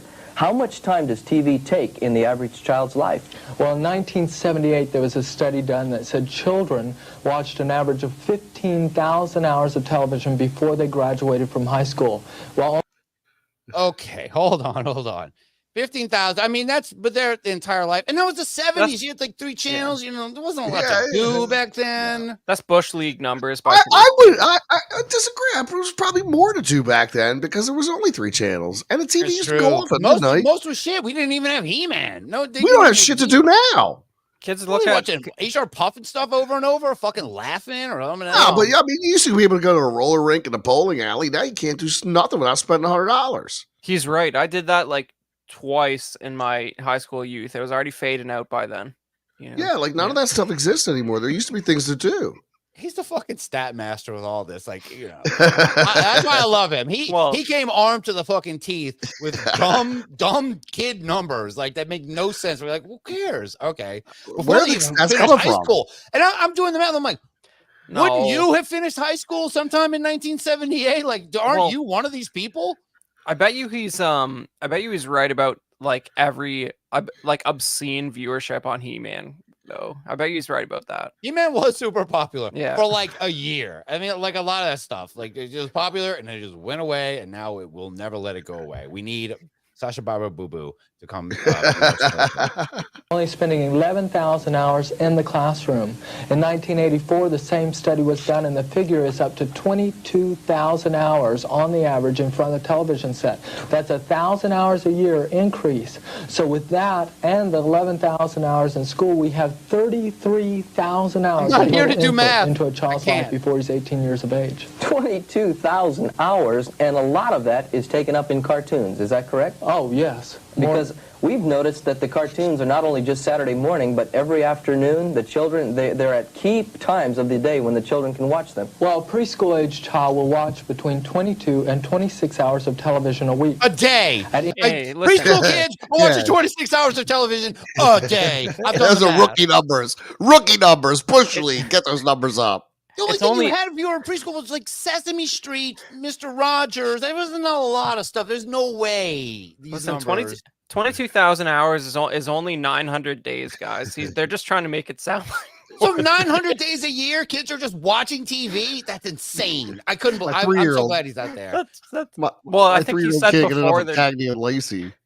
Thank you, Father Overbite. He's just fucking a great little still shot of him here. All right, come on, let's kick the goalpost so we can take a break. Anytime, day or night, preschoolers make up 22% of the television viewing audience. Day or night. When these children watch television, do they see it in the same way that we as adults do, or are they affected differently than adults? Children view television in a vastly different manner than adults do. In fact, until a child is about the age of 7, he cannot differentiate between fantasy and reality as it deals with the television. It's like you turn on the TV is when you open the drapes to your living room window and sit them down and let them view their neighbors. And they see what's happening outside. In fact, I was watching TV when I was about 2 years old and turned it on. Okay, so first off, so he doesn't think if everyone who's listening to this, watching this, remember kind of being in, I don't know, kindergarten, first grade, 6 or 7 years old. Did you really think everything you saw on television or heard was just absolute fact? You didn't have the concept of fiction. No. That's what he's claiming. I never thought G.I. Joe was real. No. Well, G.I. Joe's way more real than He-Man. It is the most, it was one of the most realistic of them all. You kind of thought it should be, but it wasn't. Even TV. So he's going to get in a story where we're going to get a great idea of where this guy is coming from with all of this, and what, I'll say it, what kind of a dumbass kid this guy was. Let's listen to the story of how dumb Phil Phillips was as a kid. And Lassie went running into a burning barn, and those words came on the screen that we've all come to hate, "to be continued." Oh yeah. And I was crying and very upset by this, and my dad was trying to comfort me and said, "That's not real, that's just fantasy." But that didn't help because I believed it was real. I could not comprehend fantasy. And so he finally faked a phone call to the TV producers to make sure she was okay, and that took care of it. And then you thought Lassie was okay because he supposedly called the producer. Yeah. So, if I may interject, I had a similar situation the time that Dennis the Menace left a banana peel and Mr. Wilson broke his fucking hip. Yeah, really messed me up. And I was like, look, I know once an old person breaks their hip, it's over. It's curtains. Very quick decline from a broken hip. Mr. Wilson is dead. I wish his dad would have said, He-Man has more power than Jesus. And he's going to be okay. Lassie has less power. Okay, all right. To make sure. But what you're saying, Phil, is that the children cannot differentiate between that being a cartoon and fantasy. They think it actually represents a form of reality to them. No, you can't. You can't, Phil Phillips. You can't. You didn't. You thought fucking Lassie was real, which was completely unbelievable. And you're not. Lassie had to be long in reruns. This is 1984. You're this young whippersnapper. Lassie was in the fucking 50s. Lassie was also live action. Yeah, and it was black and white. You should have known this is in the past. This is real. His dad's not calling some TV station. Yeah, you know that Lassie episode from 30 years ago? Yeah, my dumb son is all freaked out about it. Can you just, no, Lassie's okay. Oh. And I like To Be Continued. It's like, oh, cool. I get to find out what happens next week. It's like Batman. The Batman. Oh, cool. Next week, cool. I like this story. Let's keep going. I got something to think about for a week. Fucking Phil Phillips, man. All right. Sorry. And no matter how much you try to explain it to them, it's developmentally beyond their capabilities to understand. Have you ever tried to tell a 3-year-old kid, we'll do it tomorrow? They're back an hour later pulling on your pant leg going, is it tomorrow yet? Right. It's beyond their capabilities to understand time. So, being the children look at these things as reality, how do they view a commercial? Well, they view commercials as public service announcements. As though it's a happening that's really true. Oh, yeah. Okay. So I think what we ought to do right now is show a commercial or two. We've got a couple from Masters of the Universe and also from Cookie Crisp. Let's watch those and we'll talk about it. Okay, I take it back. No, I said they talk about He-Man. They'll talk a little bit about, what did they talk about in the very beginning? It's a little bit in my mind. They talked about before He-Man. Yeah, before He-Man. Before He-Man. Scooby-Doo. Scooby. Yeah, Scooby-Doo. We've got He-Man, and of course, the third pillar of the apocalypse, Cookie Crisp. Those right now. Medieval fog. Cyclone, use your whirling powers to investigate. Around and around I go. How come we never brought up Beastman? I don't see Beastman in here. Beastman's a motif. He's a Beastman. All right, Cyclone kind of sucks. Cyclone Stratos. Decide, Cyclone. With fist that fly. You can't stop my whole evil arm when Cyclone spins. Evil never wins. Cyclone, new from the Masters of the Universe collection. Each toy sold separately. Oh, I didn't realize his name was SY/clone. This is early cloning. He's a clone of He-Man? Is that okay, sorry. I'm going a little ahead. And you're right. I gotta say someone in the chat nailed it. Look, normal Mike Henry. Also, a crispy Cookie Crisp was a jerk dog. Yep, that's what we're getting into here. We're gonna talk about this jerk dog. So we get to see it cool. I love it how he's like, I'm so against this. Let's show a quick ad for He-Man. What's new in the line? I don't even remember Cyclone. What the Cyclone's a Covenant figure. I've never wanted He-Man figures more than after now. this. I know. Well, if you're very the interested, algorithm, though, your Facebook will start just showing you all these He-Man collecting groups. And Oh, so many, yeah, this is actually I'm cool. down. I'm down. There's so many dude. repros though, guys. They're still making them. So like, how do I know? They are. Good They stuff? are making them. I would recommend the Origins figures. They are reproductions of the original He-Mans, but they're modular, so there's no rubber I want the band real inside shit. of them. I want the Don't get the real started. shit. The real shit's junk because they got the rubber band. They fall apart. Get the Origins figures. They're fully posable. They're fucking awesome. Keep on. That is Optimus Prime voice doing that commercial, correct? You keep them on the card, Pete, and then they don't fall apart. It's great. I open them all, every one of them. Let them air Gave them them out. to the kids. Stratos I gave them to the kids. They love them. Stratos needs air to survive. So does that other fucking Cyclone. They you can't keep them boxed up. All right. And we'll talk about those right now. Gotta watch Cyclone again. Evil fog. Cyclone, use your. If I can gently get this, it's a VHS. All right. I want to get to this. Cyclone, use your whirling powers to investigate. Around and around I go. My body makes no fucking sense. Cyclone. It's ridiculous. It's like Exorcist You can't stop my whole when Cyclone spins. Evil never wins. Cyclone, new from the Masters of the Universe collection. Each toy sold separately from Mattel. Forgot to over a Cookie Crisp. It's the Cookie Crisp. Just checking the traffic. Cookie Cook, this scheme to get Cookie Crisp isn't taking off. Who can blame me? It looks like little chocolate chip cookies. But Cookie Crisp cereal stays crispy in milk, and it's part of this complete breakfast. Well, Cookie Cook, it's time you started a new career. Yeah, this one's definitely winding down. If you like dude. You know, the whole thing with Okay, the Cookie Crisp, like I've always wondered why that went away, but now I kind of get a clue. Cookie Crisp is still out there. They have a wolf now as the mascot. Yeah, but I meant why the cop and the crook went away, but I can see why. I think you guys you're missing the amazing filming techniques that were used in that Cookie Crisp commercial. You know, that was like some Who Framed Roger Rabbit shit. Like, Oh no, the little way you car bring that pulls up, the the car was real. The guy who did that kind of art, I know this because I actually watched a very long documentary about Who Framed Roger Rabbit recently. That guy who did that, he ended up doing a lot of work on Who Framed Roger Rabbit. I'm being absolutely serious because of his work of melding animation and real life situations. Because he had a big passion project he wanted to do that he couldn't fund himself. He didn't want to work with major studios, but Spielberg came to him and was like, "I will give you enough money to fund your own thing if you help me with Who Framed Roger Rabbit. I really need help." He was an art director for it. Very fascinating guy.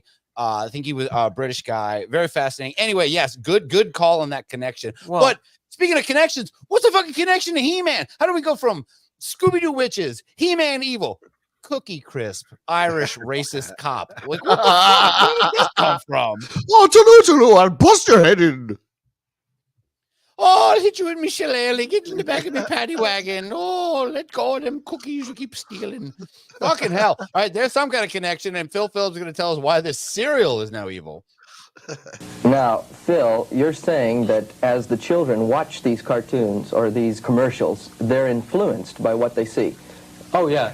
Children, you see it on Saturday morning. They become glued to the television set. In fact, television reacts on a physical body much like an addictive drug. It brings you in a depressed state, and you're watching it in this depressed state. You've heard the terms glued to the television. Oh, yeah. You know, that type of thing. But it's a physical reaction from your brain.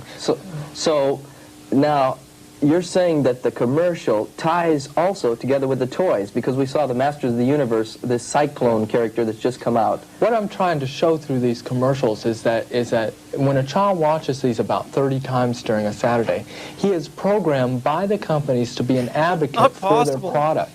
And that's when an intelligent mother... Wait, say pause. What's up? That's not possible that he watched it 30 times on a Saturday. Like, it's just not, man. They couldn't afford that kind of, yeah. I mean, Cookie Crisp was out there a lot, but come on, you can't play that many times. And it was the one day a week. It was the one day a week when you were a kid, you actually got to see stuff to you. Like, all right, there's a few cartoons on all the channels, like cartoons, the commercials. Yeah, but the parents loved it. I know my parents and aunts and uncles and whatever, they loved that shit came on. They were like, finally, it's not anymore. I don't have to fucking worry about you. I don't have to get you up. I don't have to do anything. Go. Leave us alone. Why are you fucking this up? I'm sure a lot of parents are like, shut up. I don't give a shit if they worship Skeletor or Stros or whatever is Cookie Crisp. They can have all that. Just leave me alone. It's the weekend. I work my ass off of this. Why are you trying to fuck this up? You know, kid having a fucking overbite baby boy man. What are you doing? All right, let's get back in. Please finish this part. I really want to walks out and buys a box of cereal that's over 50% sugar and feeds it to her kids, knowing full well that kid's going to bounce off the walls in 20 minutes. Because the child is going to be on her case and say, Mama, I want to eat Cookie Crisp, until she finally gets it. Oh, yeah, you've never seen a commercial, cereal commercial for children during the Super Bowl or during 6 o'clock news. They don't care if you ever see it because they create an advocate within your home. Now, if they can do that with 30-second commercials, think what they can do with 30-minute cartoons. Okay, now let's go for a second. Here's a box of cereal, and there's little characters on here. Rainbow Bright. I want to see how much this is going for on eBay. Please, someone look away. Rainbow Bright cereal. I don't even remember that there was Rainbow Bright cereal, but there it is. Does this tie with any toys that are out? Oh, yeah, they're starting to license a lot of the cereals to link with toys. And so it creates a greater desire for the toy and the cereal and other licensed products. And here's another one, G.I. Joe. And we know that a lot of his characters are out right now. I don't remember G.I. Joe cereal either. Who's this, Gung Ho on the cover? Yeah, it's Gung Ho. All right. I'm calling it. No, man, that's G.I. Joseph himself. The guy just said. It's government issue Joseph himself has made it on the thing here. Joe Colton is the first G.I. Joe. Hey, look how boring his cereal. Look at his G.I. Joe cereal. It's nothing but the shit. It's like there's no Lucky Charms, there's nothing special in here. There's no guns. He can't even have a look. It looks like the first version of the art, he had like a bazooka in his fist there, but they had to like airbrush it out. That's the card art. They had to. Where is he in Vietnam here? Like, what is that? It was like a very boring ass cereal. G.I. Joe's. No what action stars. It's like no, these are just. I mean, there is a blurry thing right where a weapon should be. Right. I want the marshmallow guns. They're not here, unfortunately. That's a very keen eye. Yeah. Or at the very least, it was a combat knife like Rambo. But yeah, a gun would be. Yeah, you're right. He was holding something there. Yeah, he was not. Yeah. He's not doing the. I'm going to do this to distract you and punch you real quick. Yeah, that's not a punch. That's a gun. Yeah. And he's no He-Man because, of course, that we know that He-Man has more power than Jesus. He-Man has more power than G.I. Joe. And the G.I. Joe characters are getting occultic too, aren't they? Oh, yeah. Yeah. We're seeing this more and more, and we'll show some of their characters a little later to show you just how occultic G.I. Joe is going. I think what we'd like to ask right now, Phil, is there any kind of character that the girls can relate to? Well, there is, and her name is Shira, and there's another one that is out there that is for girls, basically, and that's Golden Girls. Now, girls watch the other cartoons. Okay, hold on. I know Shira. I don't know Golden Girls, and I'll come in. Thank you, Retro JVC. Thanks for the $2. This guy talks like he has fake vampire teeth in. Yes, he does. And it's the first time he's ever wearing them. And I'll keep your comment up while we listen. So he's going to talk about, of course, Shira, a relative of He-Man, but Golden Girls, I don't remember this. So maybe he'll touch on it, or maybe he'll make us forget. Too. One thing I'd like to do is tie all this information up that we've given people. You see, all this stuff links together because when a child watches the cartoon, they no longer, as we said in the first show, project themselves with their imagination into the toy and give it life, character, abilities, and talents and set the surrounding around it. They've been programmed by the cartoon to play with the toy in a certain manner.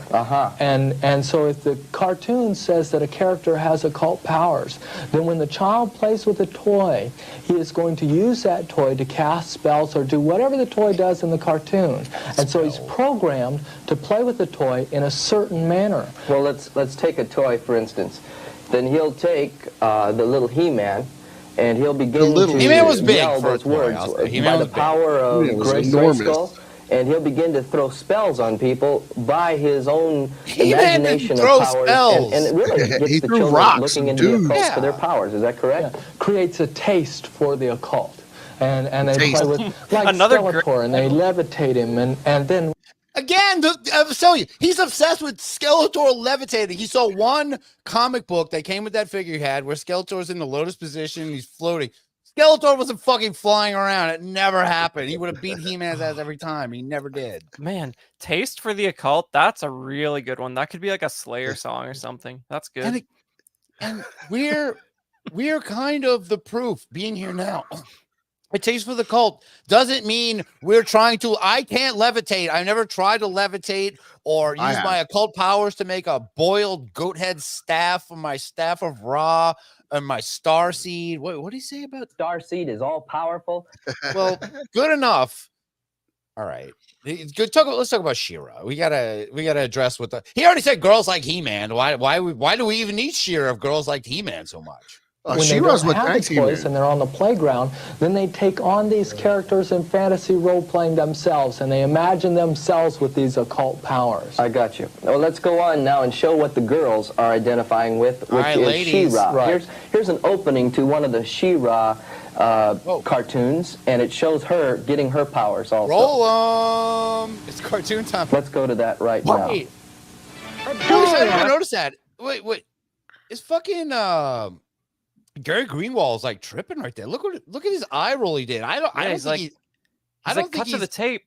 Watch. And they're on the playground, then they take on these characters in fantasy role-playing themselves, and they imagine themselves with these occult powers. I got you. Well, let's go on now and show what the girls are identifying with, which is Shira. Right. Here's an opening to one of the Shira cartoons, and it shows her getting her powers also.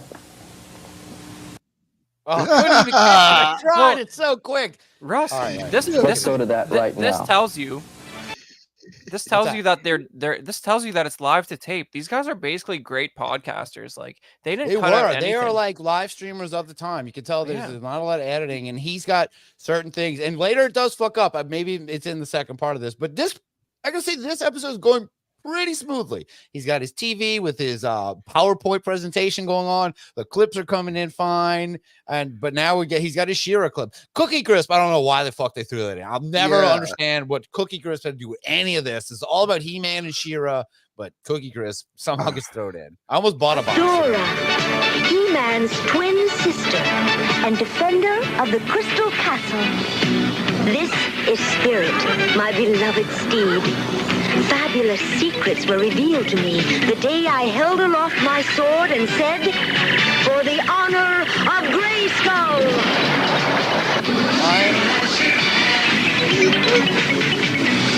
I'm part of the same chick with just a different outfit on. I am Shira.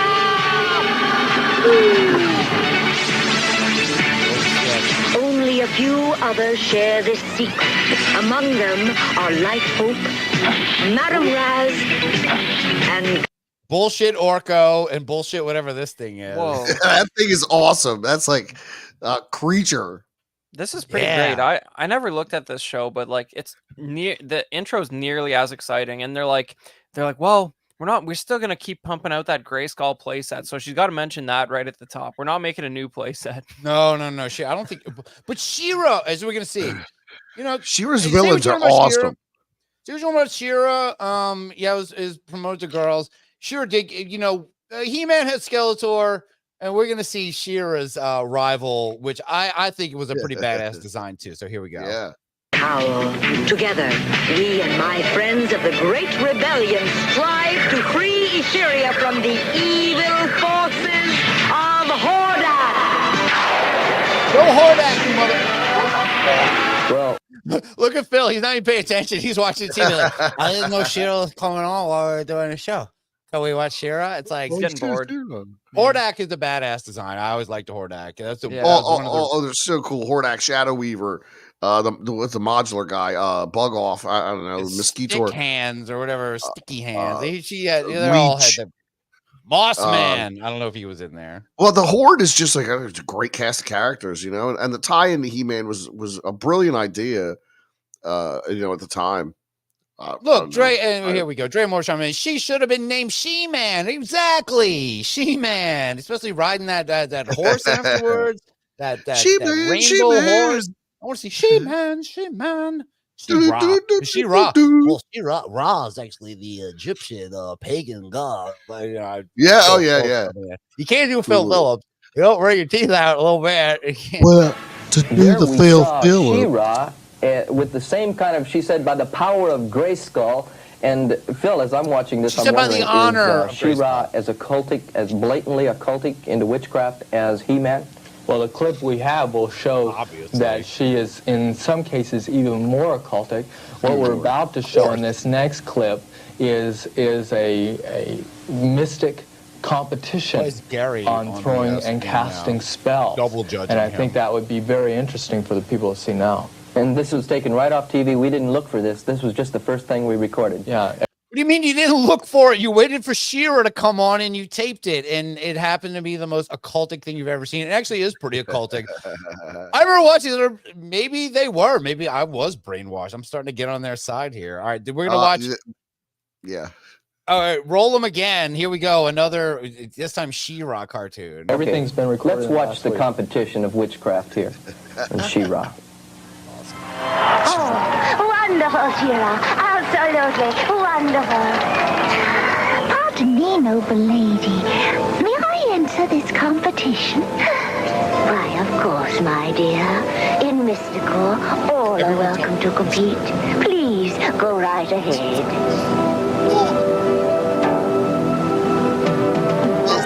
Dropping down in one motion. Dropping down. Be still and sleep. Oh no! You must stop her. You're all powerful. Attack! Look at that! Hello! Shadow Weaver! You're a lot hotter. No! It's Shadow Weaver! And now, my dear Shira, I have a surprise in store for you. Sacred words that none do know. From nameless book with mystic glow. Take her now beyond, below. Salistica, Salistico. Later. Great to hell. We're down Bell's Hole. Yeah, there you go. And look again, Phil Phillips is like totally engrossed. He's like, oh, we really are getting to watch Shira. This is kind of badass. And Gary Greenwald's like, we're doing a show here. Engage with me. That's why I put me on the screen. You need to be paying attention to me. We're doing a show here. You're not worried about. Said, Mommy, God isn't master of the universe. Shira is. So what's the analysis on Shira? According to them. Oh, yeah. Thank you for about that hole. Where did Shira go? Dimension. I don't want my parents. It's not the best, but. Now, I don't know about you that are watching today, but I'm absolutely shocked at what's being perpetrated on our children through these cartoons. We've just watched a mystical world called Mystical or something like that, and there's a witchcraft competition going on, and this girl Shira, who is a mythical, like a goddess to the children, she's got occultic spells and incantations that are being thrown, and I mean, what are the implications of all this, Phil? Well, it's direct link to the occult and pagan religion again. And we saw in there that Shira was sent to the 6th dimension. We're talking about Eastern religion. I mean, everything that has taken its basis from Hinduism and other religions like that has been added into our toys and cartoons. Yeah, because you guys would freak out if Jesus was You talk about Hinduism. Would we see anything like the martial arts or, yoga exercises? Well, we did see yoga exercises last week. Skeletor taking that position. Let's go on to Thundercats for a moment, because I believe there's something to do with the martial arts in the Thundercats series. Yes, they are involved in the martial arts. They're also half men, half lion. Again, the beast-man combination, much like many of the gods of the ancients were half men, half beast, or hybrids. These are half men, half lions, and they do. All right, Pete. Any thoughts on the Thundercats being Anunnaki kind of type beings? They would, if anything, biblically they need to be the lion men of Moab. Extraterrestrially, they would be Lyrans. Okay, I remember the Lyrans. The Lyrans would be the cat people of the Prism of Lyra. The Orion Wars. Those were the cat people. But yeah, I mean, there's precedent for it. And the Egyptian lore in Thundercats was, I mean, their main enemy was a mummy. It's called fucking Mum-Ra. Mum-Ra. The mummy. Shira, Mum-Ra. That was actually kind of confusing as a kid. We were like, wait. I really think Mum-Ra's pretty cool, though. You know, he gets pretty bulky. He is. And I just knew the Staff of Ra from Raiders of the Lost Ark. So I was already, that was my initiation into Ra and the Staff of Ra and the Egyptian Ra. So that's the thing. All that stuff was kind of like fun and cool at the time. It wasn't like blatantly like we want to suck the devil's fucking balls. It's not what like they were trying to do. It's not what we were trying to pull. It was like we're having fun with cool fantasy stuff. Like, and these guys just took it way too far. I guess not. I mean, it didn't get that far. It's just so fun to look back at it now. I get it. All right. They're just making content, man. They like this stuff, but they're just trying to sell VHS tapes, man. Maybe, but I do think they actually like thought that they were on a crusade. Like, actually, Thundercats is like really like you're gonna fuck up your kid. You're gonna be fucked up. I mean, I'm gonna buy all the toys so your kids don't have them. I'll just keep them all. Don't worry, I'm not playing with them. Like, yeah, we know you are, Phil Phillips. But now, all right, finally, something else on the He-Man verse. It is Thundercat time. Do things like communicate with the dead and have occult powers themselves. So let's go and look at the Thundercats right now, who we saw are taken from heathen gods of the past, ancient heathen gods. Here's Thundercats. Nice. So cool.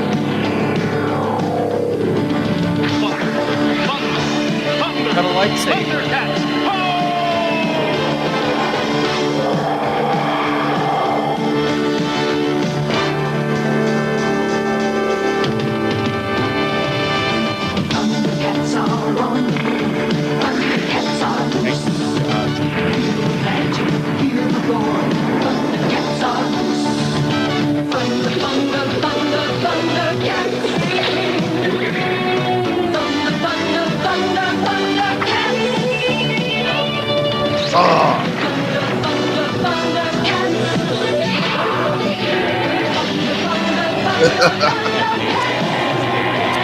Oh, here we go.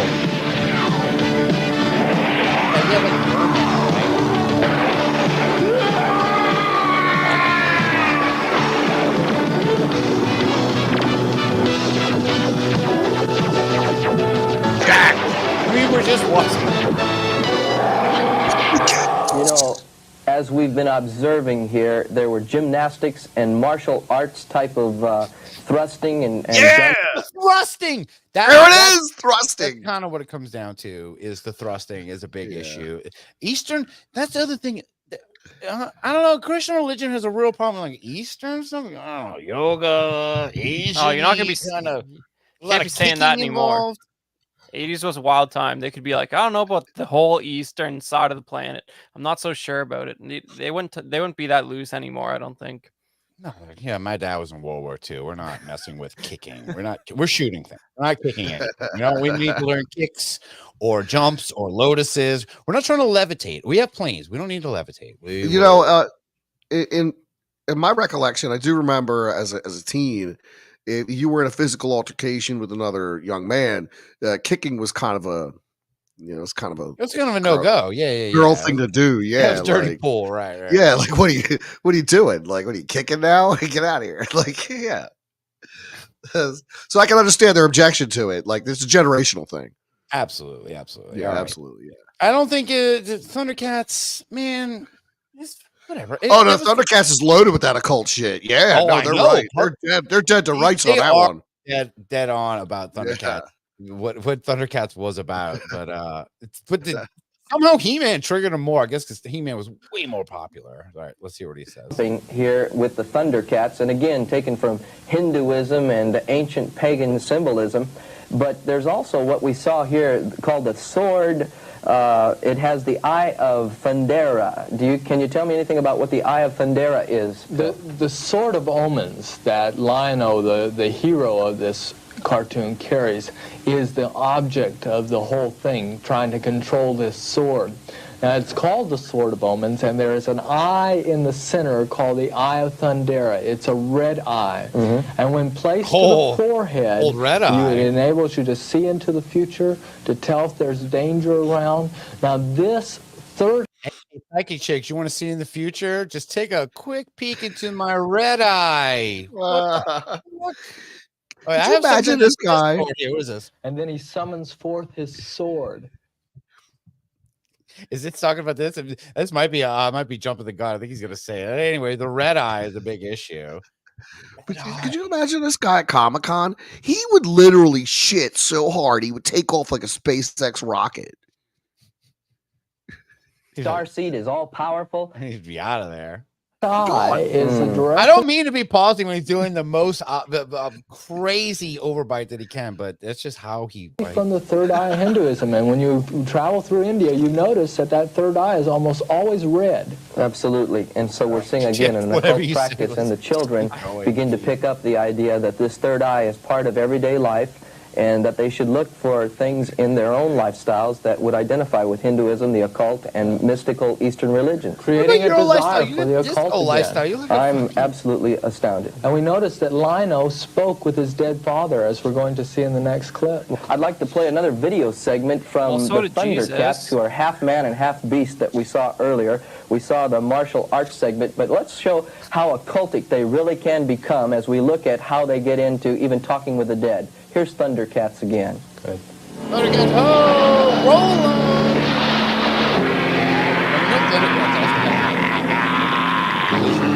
I knew those miserable Thundercats would never be able to resist an SOS from outer space. But all they're heading for is a rendezvous with extinction. And I will be wielding the Sword of Omens forever! Look at that mouth. That's a Dennis Leitner. Such a wet mouth. Wet mouth. Jaga! The Eye of Thundera is with you, Lion-O. The source of the Thundercats' power. But I cannot Thank you, summon it, Jarrell. Jaga. Shiner has sealed the eye. It sleeps, Jaga, and I cannot awaken it.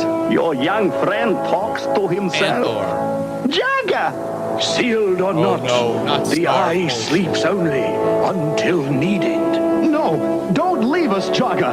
The eye sleeps only until needed. Thunder! Thunder! Thunder! Thundercats!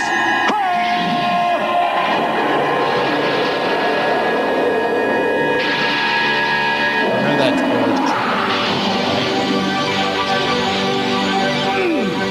It's like 2001. We were watching.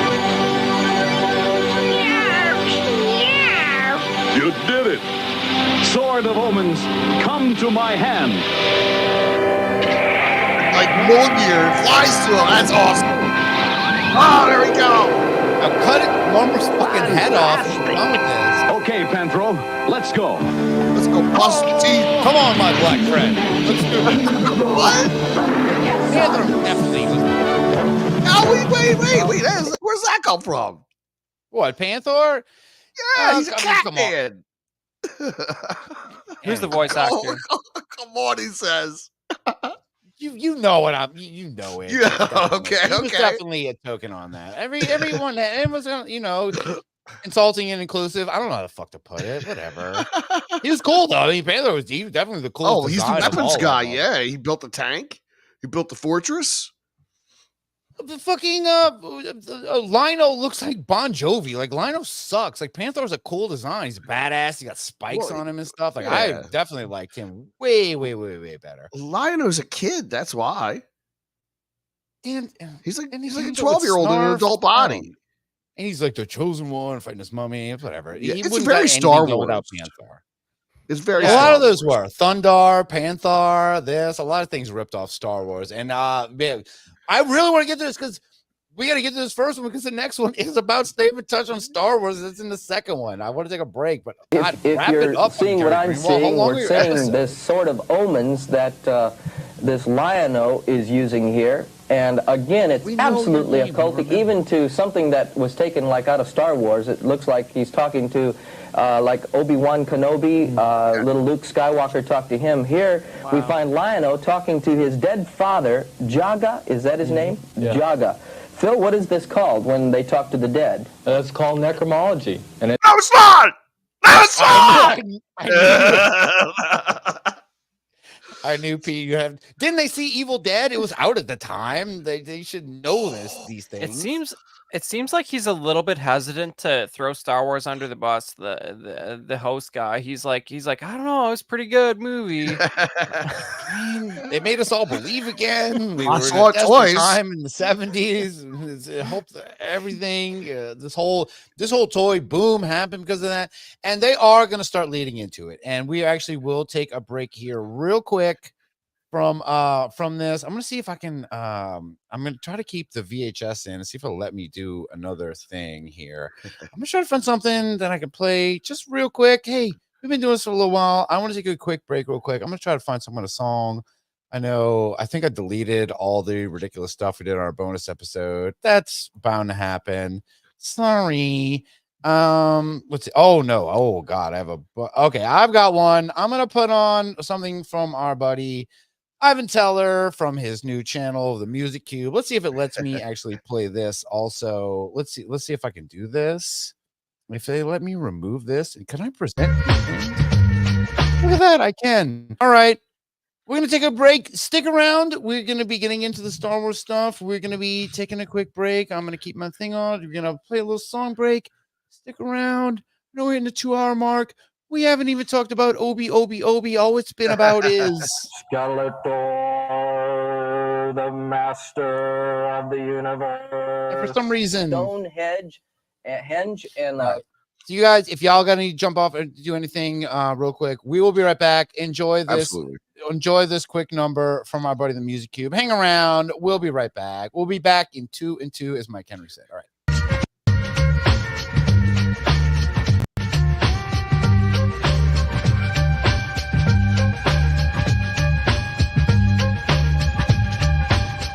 So after my spaceship was shot down by the Illuminati,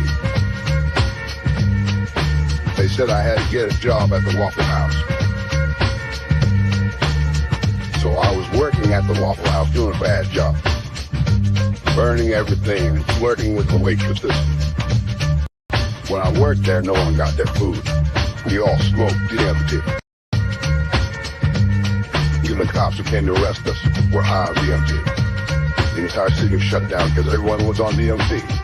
I called my girlfriend and she said how dated the robot she bought, Skeletor, had more personality as SP. So after that, I went into a portal under the stove and got some DMT from another dimension that had fairies and lizard people running the USA. That was a weird place. I got all the DMT.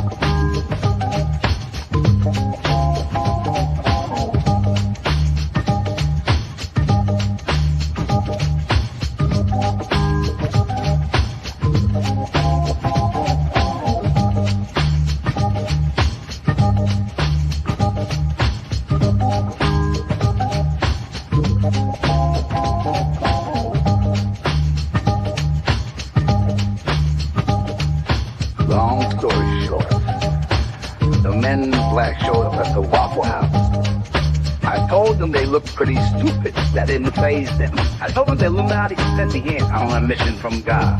The men in black blazed my brain. I woke up in the ground. Outside the Waffle House, a purple elephant was trying to sit on me.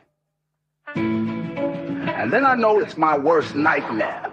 The men in black took my DMT. They could have took my money or take my girlfriend that date's an outdated robot.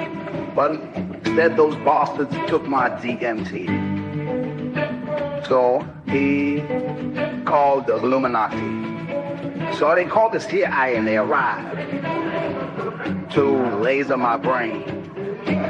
Tried to MK ultra my brain. Good luck with that loser.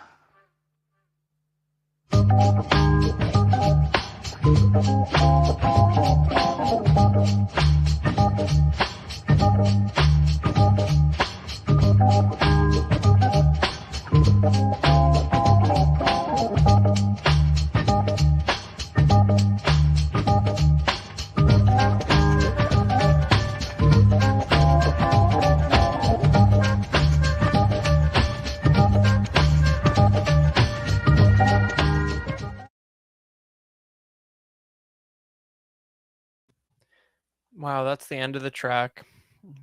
Russ underestimated his little break there.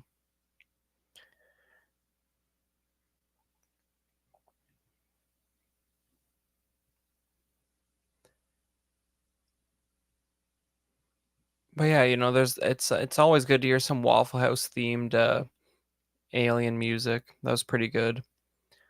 You always see something amazing at Waffle House, especially if you go there around 2 or 3 a.m.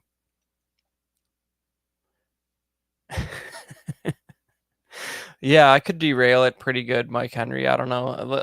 I think Russ is going to take a while to come back. But I don't mean, like, we just talk Waffle House stories. Like last time I was there was this real young looking dude sitting at the bar, like right in front row seat, and this Waffle House had a security guard at it. I think most of them do, because things tend to get out of hand there. And he looked really sad. He was teared up. He was clearly extremely drunk. He was right near the legal drinking age, and he clearly just, you know, he had a big breakup with a girlfriend or something.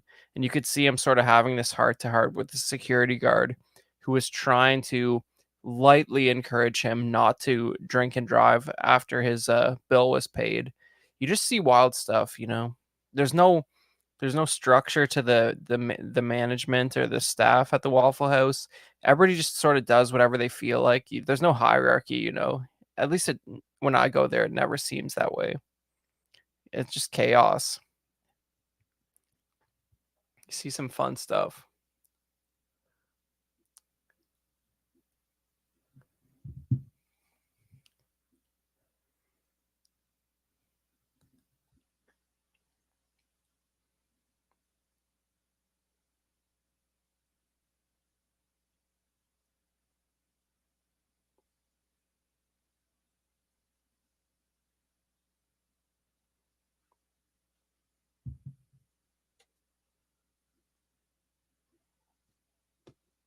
There's Russ.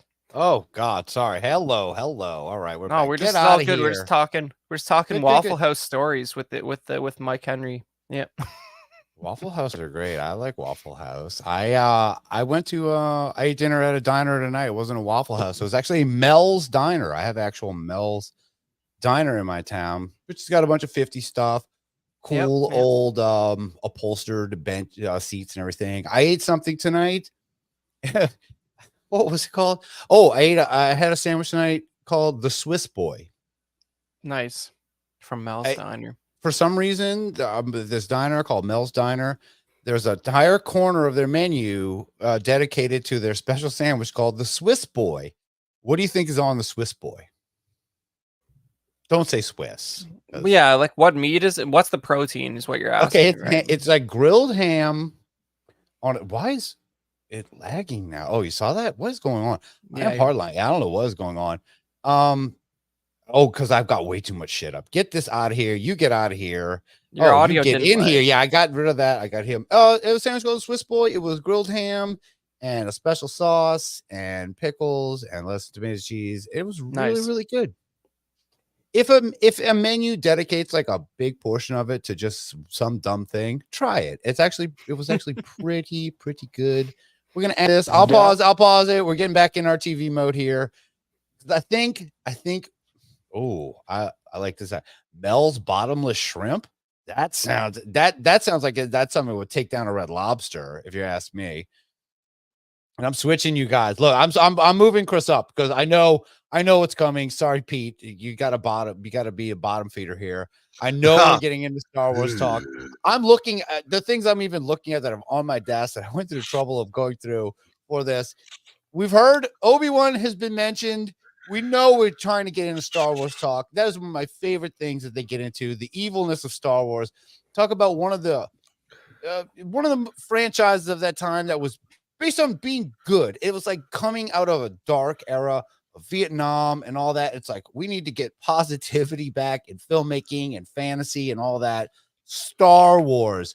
No, those good guys, they're evil. You ready, guys? You guys ready to jump back in? Pete, you ready? Oh, let's do it. Oh God, let's do it, please. We are only at the 2-hour mark and we've just gotten 30 minutes into this, but that's kind of how it goes. I don't even know, man. I was hoping we would get through all this. We are like literally at the halfway point. There'll probably have to be a part 2. Let's see, but we got to get to the Star Wars stuff because I've got you guys here. I've got you here. We got with in Deuteronomy on a number of occasions that this is something we're not even supposed to have in our homes. It's an abomination to God for us to speak to spirits of the dead or dead relatives, which are really only demons masquerading as dead ones. Right.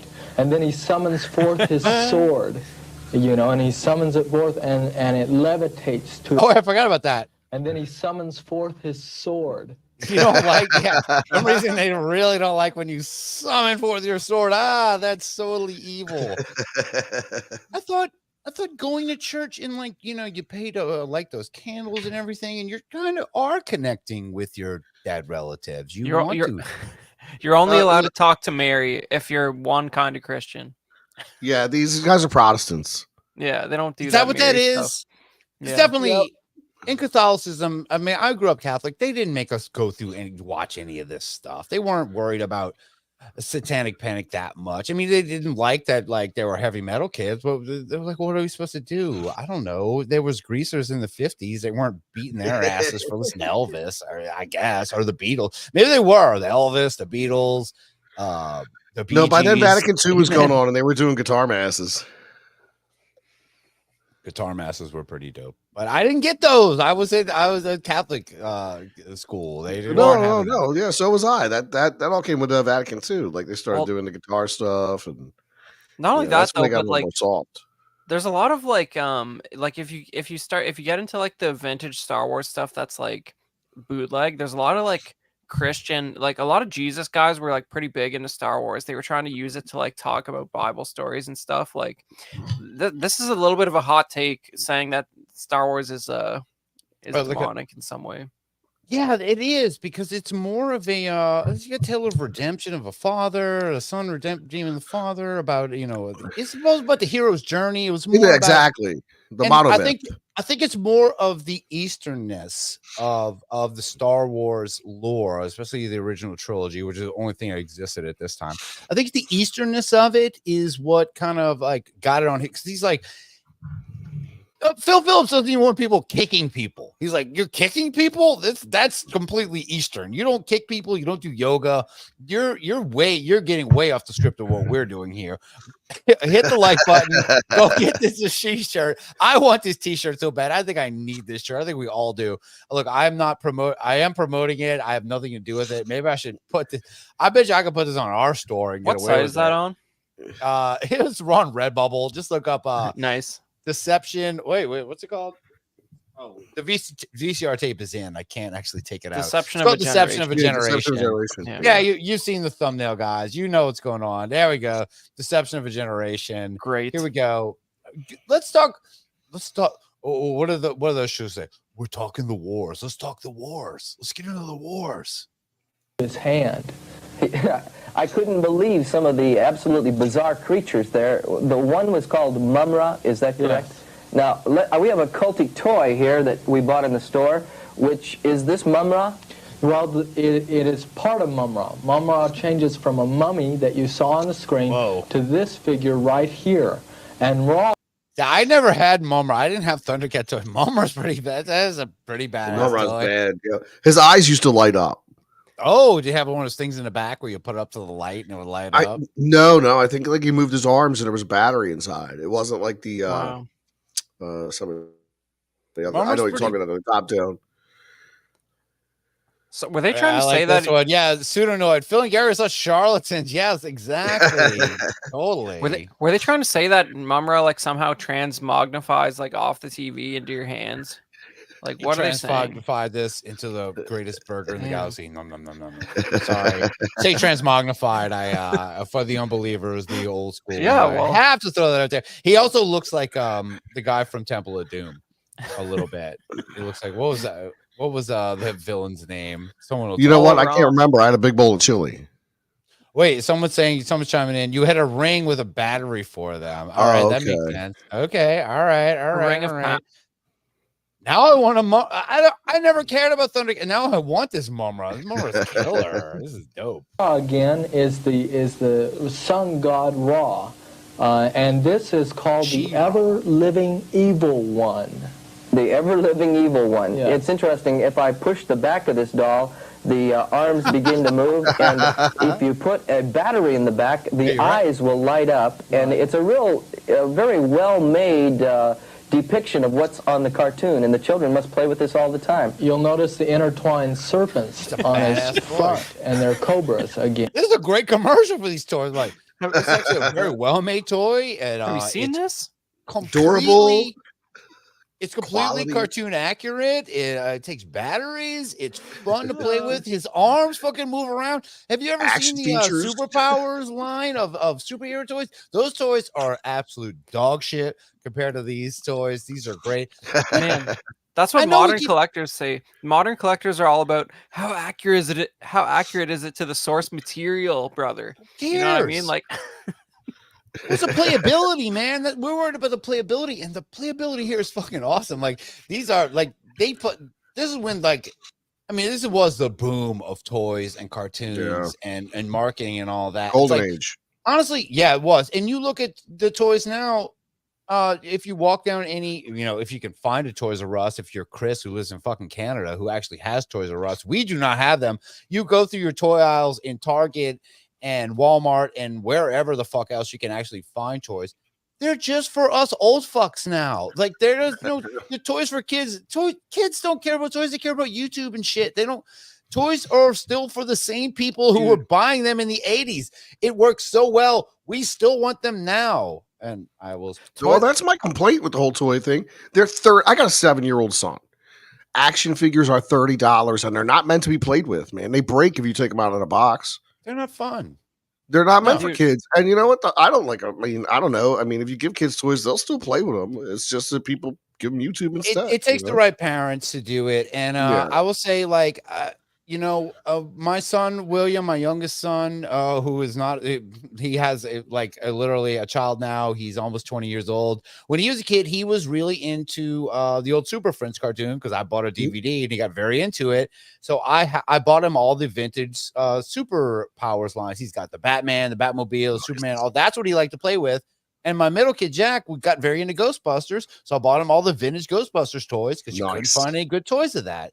And then my youngest son, Alex, just got into wrestling, and those toys were very much available. So talk about playability, the wrestling toys, WWE toys. I've got a gigantic bucket of wrestling toys circa 2016 to 2020 when he was very into that. That was his deal. None of those are demonic, even though they did come out with a zombie line of wrestling toys. I was going to say the Undertaker, the Kane. We have a zombie. There was a few they had a whole line of WWE zombie figures. They did a WWE He-Man crossover.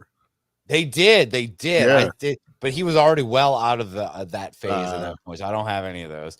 All right. What are we talking about here? He's got Mumra on his hand. Mumra. Mumra.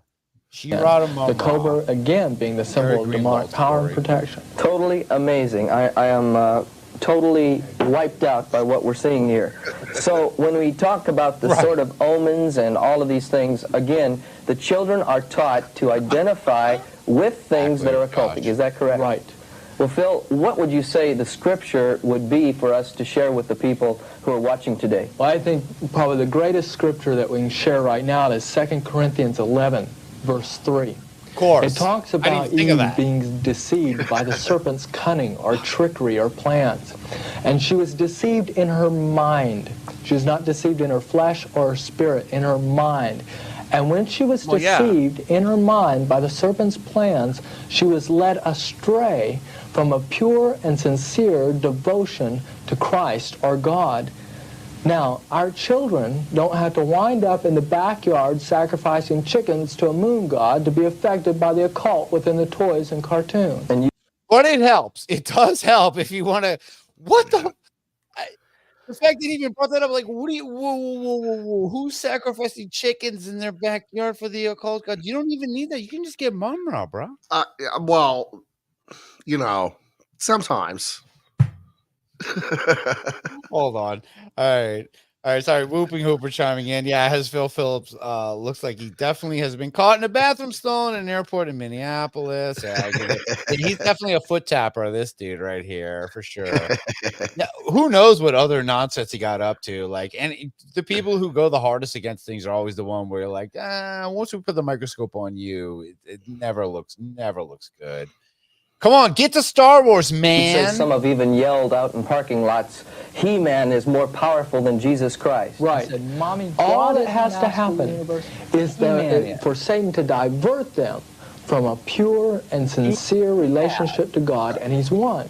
Yes. He doesn't have to get them totally involved in the occult, although that can happen, and this creates a desire and a taste for it. Well, let's tie this up today. I know some of you parents that are watching are already saying, I can't believe it. I let my children watch this on Saturday morning and on the weekdays, and they're totally involved with these characters. They act like them.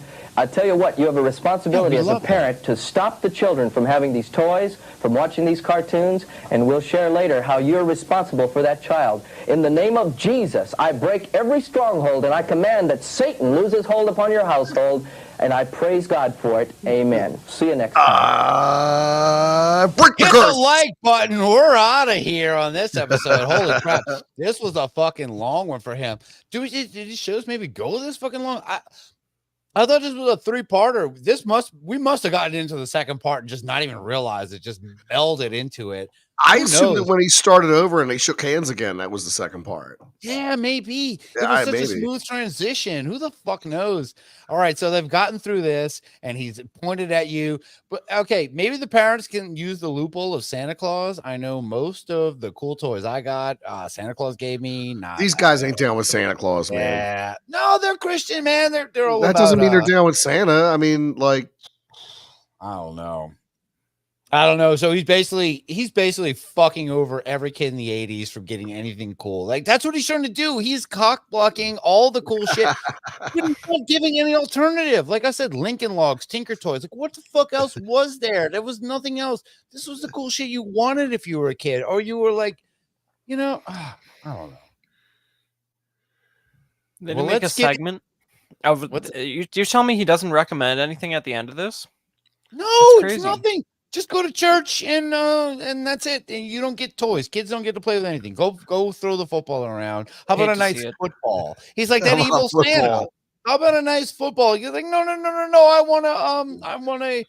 want a mum around with this extra thing and a Skeletor in Snake Mountain where I can say Skeletor, the master of the universe. And Pete, your mic is a lot like Snake Mountain's mic. I love it. Like, I'm looking. Thank God you don't have a lapel mic on to be feeding back like that. All right, let's get into it. I try not to. Well, thank y'all for hanging around. I don't know how much further we get. We got to get into it. I swear to God, I got y'all here for a reason. And and I'm looking at the props I have for the next bit. Please, next bit. Get into goddamn Star Wars. Here we go. Eagle's Nest. Watch, he's going to say part 3, and I'm just an idiot in this part 2. Come on, it's just dead air. Yeah. Here we go. Oh, this is part 2. Part 2. Now, why did they start again? That was all part 1. That whole fucking part was part 1. Why did they do that? I think the whole first part was almost an hour. The second and third parts are like, all right, we're not giving this dude that much time. Here we go. Part 2. Let's do it. Hello, I'm Gary Greenwald, and today we're back with Phil Phillips, my special guest from Texas. Phil's a young man who's... Okay, so Phil hasn't changed. Gary Greenwald definitely put on a different pimp suit. Yeah. We're in the same place. It looks a little darker. I think they filmed this all on the same day. Gary's like, I gotta put on my other cool outfit on. Gary's like, I didn't bring a change of clothes. Like, doesn't matter. We're good. We're good. He sweat through his first jacket because of the lights. Instead of being a young man, his resume now is just that he's from Texas. That's where it ends. Yeah, that's all you need to know for this guy. Yeah, no, he's not like, he's like, you get it already. He bought Skeletor, he freaked out and said, Mommy, God isn't master of the universe, He-Man is. He is, Mike Henry. He's a young man. He's a young boy who is trying to influence other boys. Done an expose on occultic cartoons and toys that have come into our stores. Also, he's dealt with a lot of the comic books that are actually programming our children for witchcraft and the occult. Okay. And I asked Phil earlier how we got into this area, and he said that way back in the days of Ken and Barbie dolls, when there was a humanism coming into all of the different toys that were made, we began to move. What? Okay. That's a weird thing. Talking about humanism. We didn't want our toys to be. We wanted those little ducks on a string that you pull, and we, like ball in a cup, yo-yos. Yeah. Yeah, he's talking about voodoo, man. Look at this. I got some voodoo right here. Look, I guess humanism is another weird thing they're against. They're against anything Eastern, any kicking. Anything Asian looking is not appropriate at all. Humanism, a doll that is human, a mama doll, like, is that where he's going? Like, once that came in, but he's talking about Ken and Barbie, and he does one of my favorite fuck ups that the host does is right here. So he's just talking about Ken and Barbie, and he wants to call him Phil, but I think this is when he fucks up here. This direction, and I thought maybe we would start out today by looking at Ken and Barbie. I mean, who would think anything could be wrong with Ken and Barbie? But let's look at it from that aspect. Ken or Phil, what is it about Ken and Barbie here? Well, he just, all right, so he wanted to call, all right. From that aspect, Ken or Phil, what is it about Ken and Barbie here? She's like, I'm just going to steamroll the fact that I think you're a Ken doll. He does look like a Ken doll, though. No editing. No editing. It's the one time he broke character. he caught himself too. He's like, oh fuck, I just called this dude Ken because I'm holding Ken and Barbie. And we talked about it. We did a sequel to Turmoil in the Toy Box, Turmoil in the Toy Box Part 2, where Barbie played a big factor in it. But that was a bit of a, like most sequels that aren't Empire Strikes Back, our sequel is a bit bullshit. I did try to cover the sequel of it, but it's definitely not as good as this. And they did focus a lot on Barbie. And I know there's a new Barbie movie out, which actually, gives Barbie a little more credence. Let's go forward. Now he's holding actual just Barbie dolls. We're in action figures, not dolls, God damn it, here. Obviously, looking at the two, they're perfect American dream type people. Barbie is absolutely perfect. Perfect body, perfect hair, perfect clothes, perfect car, perfect house. And she has a perfect boyfriend who's also the absolute image, that she has the clothes, the house, the car, everything material about them. It just flows right along. Mm-hmm. And Dr. James Dawson puts it this way: Barbie has absolutely no blemishes except for "Made in Hong Kong" stamped on her rear end. Okay, let's talk about Barbie's ass real quick. Well, yeah, she's a plastic doll. They're not going to put a fucking scar on her face and make her like, all weird looking. Okay, yeah, she's a Barbie doll. She's like a, and I like it now. What this is kind of an Easter. Is she dressed like Kill Bill here? Like, what is going on with this outfit, Barbie? I want a Barbie with a lazy eye. Yeah, lazy eye Barbie's about to do some kicking. Some evil kicking. Yeah, they tried making them more relatable a few years ago, and just the sales weren't there. They abandoned that. Yeah. Lazy eye Barbie, cauliflower ear Barbie. UFC Barbie has got a cauliflower. Yeah. Right. Hairy back and Barbie. Someone did mention, did I ever get that Scully and Mulder? Yeah, I'll post that. I know I had a little drama with that. I have that. All right. Right. But there's someone who's a little more emotionally involved with Ken and Barbie than either me or Dr. James Dobson, and that would be Bill Barton. Now, most people don't know who Bill Barton is, but Bill Barton was the co-designer of Barbie.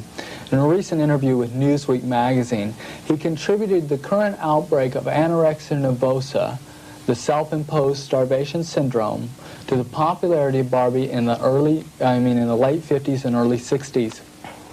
Is that right? Yes. And you mean the children were actually getting involved, little girls would see Barbie being so perfect, so slender, and their reaction would be, I've got to be like her, so they'd start starving themselves. Yes, this man said that this doll creates unreal beauty expectations in little girls.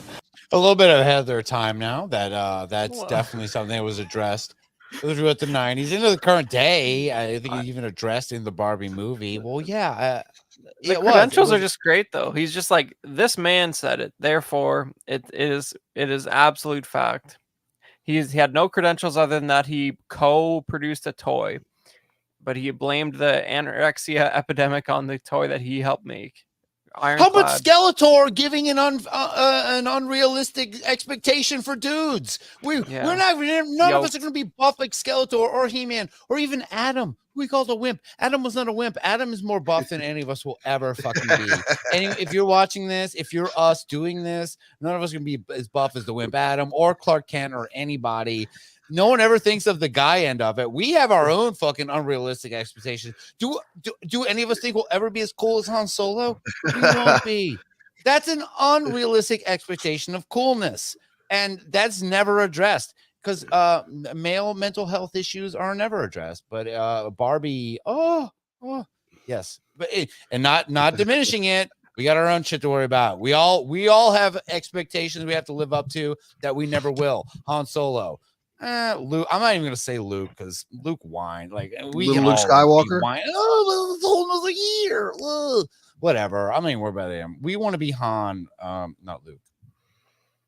Oh no, don't! God damn it!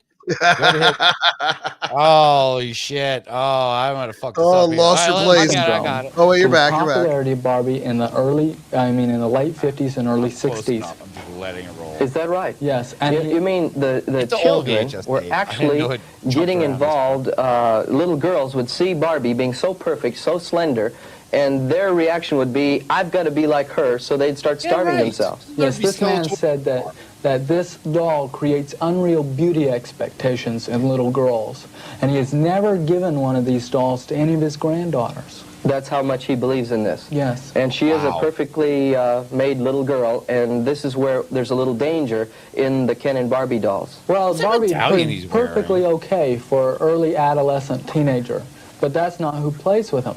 It's young little girls, and they should be playing with soft mothering type dolls, learning mothering qualities instead of learning fashion and that type of thing at that age. Whoa, all right. And this is the time where Madonna is starting to like top the charts and everything, Material Girl and all that. You're like, no, you need this is where you're like, go fuck yourself. Oh, girls need baby doll. They should just be mothering. It's like, no, man. You're completely missing the point. Actually, Barbie is way more empowering to a body image aside. At least Barbie can be a fucking astronaut or a doctor or a veterinarian or I don't know, a dog catcher. I don't know what the fuck else how many Barbie dolls are out.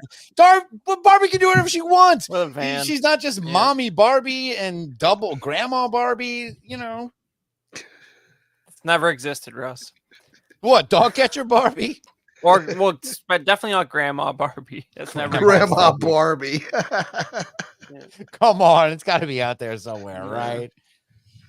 Barbie's way more empowering than sitting around with baby dolls. That's all I'm saying. But Phil's like, these girls are so around and just milk for the babies. It's like, no, Morton fucking Joe. That's not the point. You're missing it.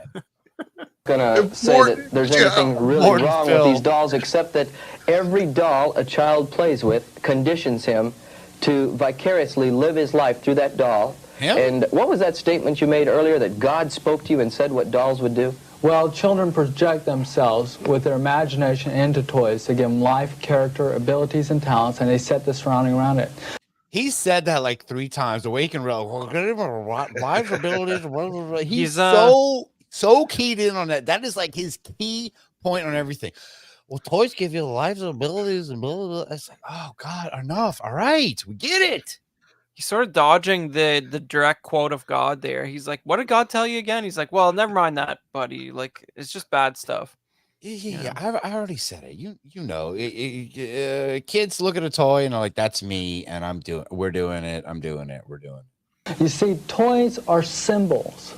Yes. That guide children through different situations, and these symbols set the stage for their qualitative judgments later on in life. Well, let's go from there. We're talking about humanistic type of toys. Let's go into the more blatantly occultic things. Yes. Finally. I remember a couple years ago I preached a message for television called Dungeons and Dragons. And in it I dealt with the occultic overtones, the witchcraft, the demonism, the spells that were perpetrated through the game Dungeons and Dragons. And I felt at the time that children were identifying so closely with those little pieces in the game that we even had newspaper clippings of children that had dropped out. Some they thought had even committed suicide because of the game, and even more has come to light since then.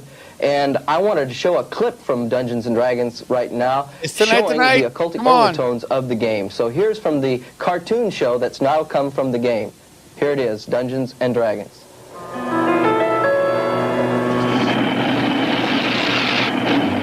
Wait, sorry, I forgot to say. Roll on, we're watching another cartoon. This is Dungeons and Dragons cartoon. I don't know if you guys remember this cartoon. I'm a big fan. I really enjoy this cartoon. A bunch of kids get on a roller coaster and then they end up in the world of Dungeons and Dragons. Toys were recently released for this, and they were actually kind of controversial because they weren't sold in little plastic bubbles. They were sold in plastic boxes where you couldn't see the toys.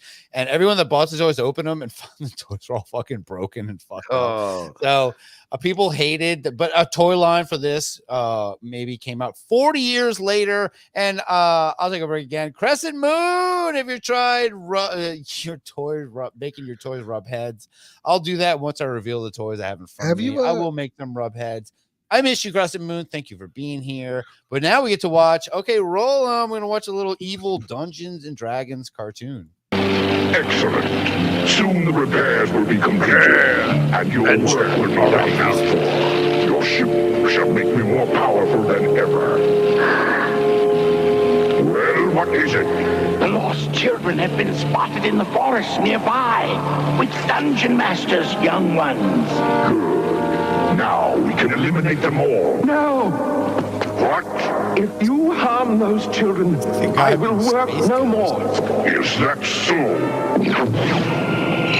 Your threats mean little to me, Avenger. As you wish.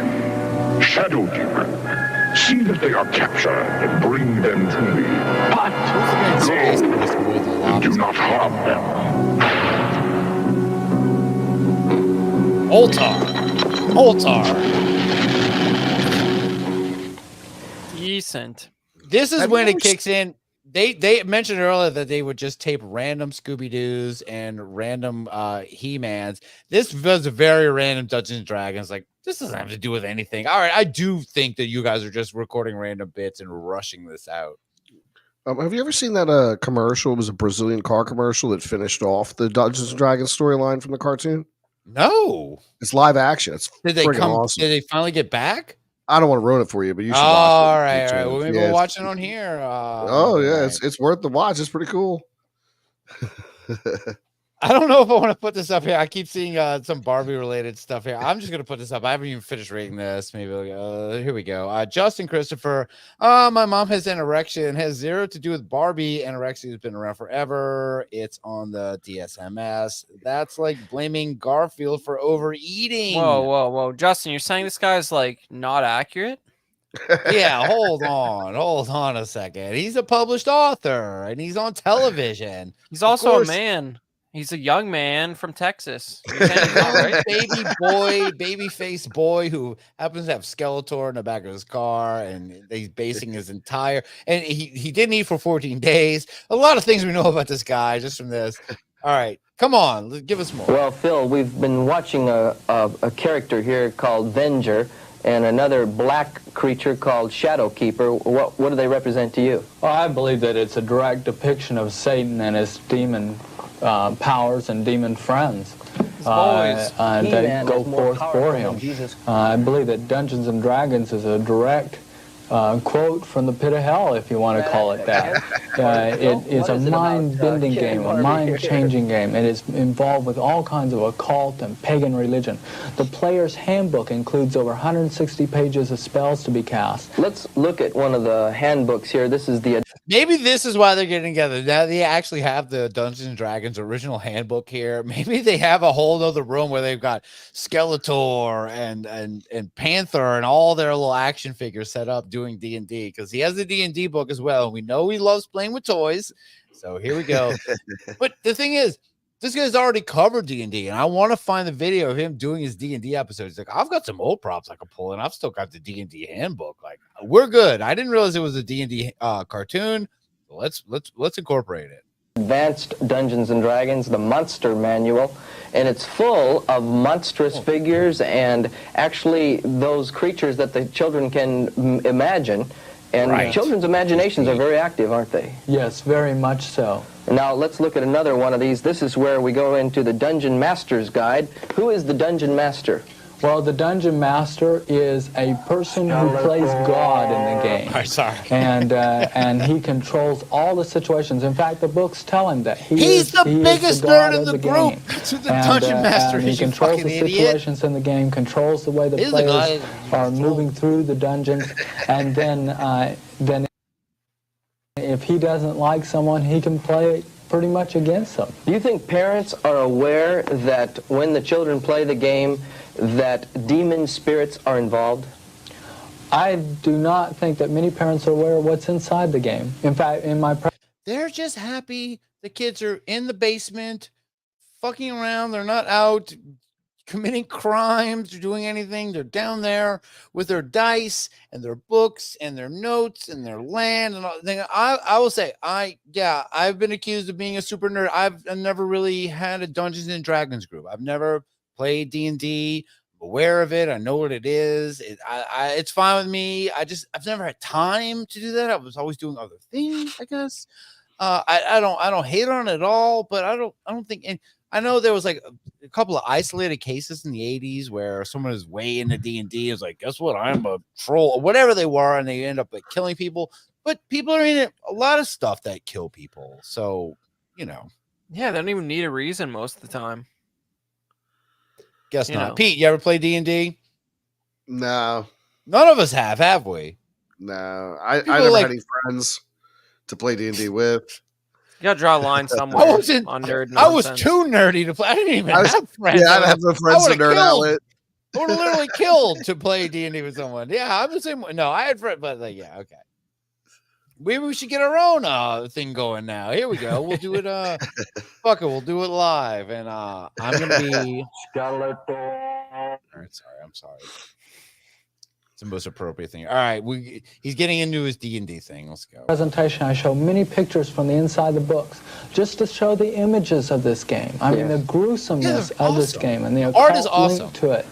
Well, I know that when I did my message, and this has happened, I have letter after letter where people took the pieces. Now, there's sixes involved in the pieces of the game, but they take the pieces of the game, they would throw them in the incinerator or the fireplace, and screams would come out because there seemed to be some kind of spiritual forces inhabiting those pieces, and children would drop out of life. They didn't want to study anymore. What are the pieces, for instance? Well, whoa. Hold on. You're saying D&D game pieces were thrown into a fire and started screaming, like actually screaming. Mm-hmm. Where is this coming from? Where is there footage of this? Where are you fucking getting this, Gary Greenwald? What are you even talking about? Yeah. Don't make promises that the chemicals won't keep, And that's a fireplace right behind you. You can throw that book in there if you wanted, and you could have proved it. That'd be good. I mean, it's probably because you shouldn't put like little lead figurines in your home fireplace or something. It's probably just chemicals like burning all that off. weird paint that's on them too is probably popping off and making all kind of weird noises. Exactly. It's probably home painted figures. I know that's a very big part of D&D is painting your own figures and stuff like that. I'm aware of that. All right. Yeah, we know what it is, guys. He's going way off the rails here. Get back on the rail. Tell us more about Shira. This game affects the most intelligent of our children, and the pieces include white witches, wizards, necromancers, the clerics, that type of thing. Necromology. It includes evil wizards. It's a white versus black witchcraft. The good versus evil is white versus black witchcraft. And Anton LaVey, the writer of the Satanist Bible, says there is no such thing as white witchcraft. Well, being a Satan worshiper, he should know. Yeah, he should. Yeah, But he wasn't really a Satan worshiper, though. He's like an atheist in a costume.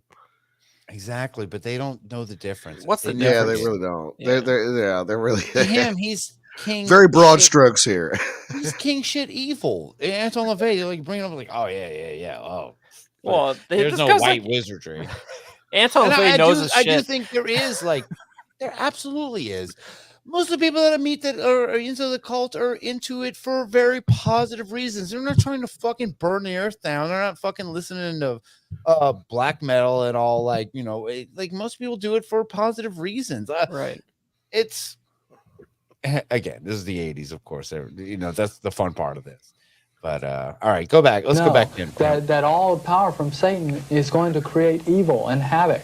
And what it shows is it shows a good versus evil, that good has about the same equality of power as evil, and they come head on in collision, where that's not the outline we see in the Bible.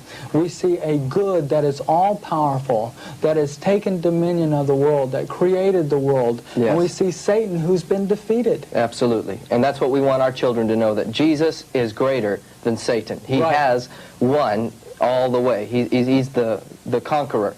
Now, let me read you one quick letter here. The cassette, this is a letter that came from a lady that had heard my cassette on Dungeons and Dragons, and she just mentioned... Okay, we're getting a little clues here. So maybe it wasn't a TV show. He's got Dungeons and Dragons cassettes, which is fine for a podcast. I've never done an episode on Dungeons and Dragons Satanic Panic. Maybe there's cassettes to be tracked down. That's good. That's good. That's a little bit of a crumb. I'll find Eagle's Nest Dungeons and Dragons cassettes. Find that. Would you not call VHS a cassette back in the day, though? Oh shit! I guess you're right. Yeah, definitely. No. I think you differentiate. You definitely differentiate Okay. because the old commercials would be like $29.95 or 4 installments for VHS or cassette. Though. It's probably like a 4 cassette set that he had. Probably, out there. yeah. Damn it! All right. Whew, we look. All right. Check eBay later. Yeah, we do need to. Is my video doing okay? I feel I'm frozen somehow on my end. I can see you moving. Fine. You're moving. I'm You're moving okay. All right. It is definitely my screen is frozen and I am hardlined in here. I don't know what's going on. I have a big smile and all right, now I'm back. All right, settling down a little. It's a long stream. Let's get into it. Let's go back. Jump in. How it changed the personality of her young boy. She says the cassette from the Eagle's Nest especially helped me with my boy who was involved with D&D at a private high school which promoted D&D as part of their attractive strategic game club. She says for a period of about 6... Hey kids, you want to sign up to attractive streaming what do you call it? What the fuck? Strategic Game Club. Attractive Strategic Game Club. School used to be awesome. The ASGC. Yeah, I was in the ASGC. What's so attractive about it? It's just all the nerds together. That's what it's just well, they're trying to attract the kids into the club with demonic Dungeons and Dragons. And honestly, it wasn't.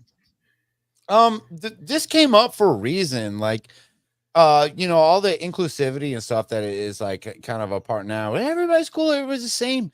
In the 80s, it was not that way. Things like this existed for a reason because people got fucking bullied.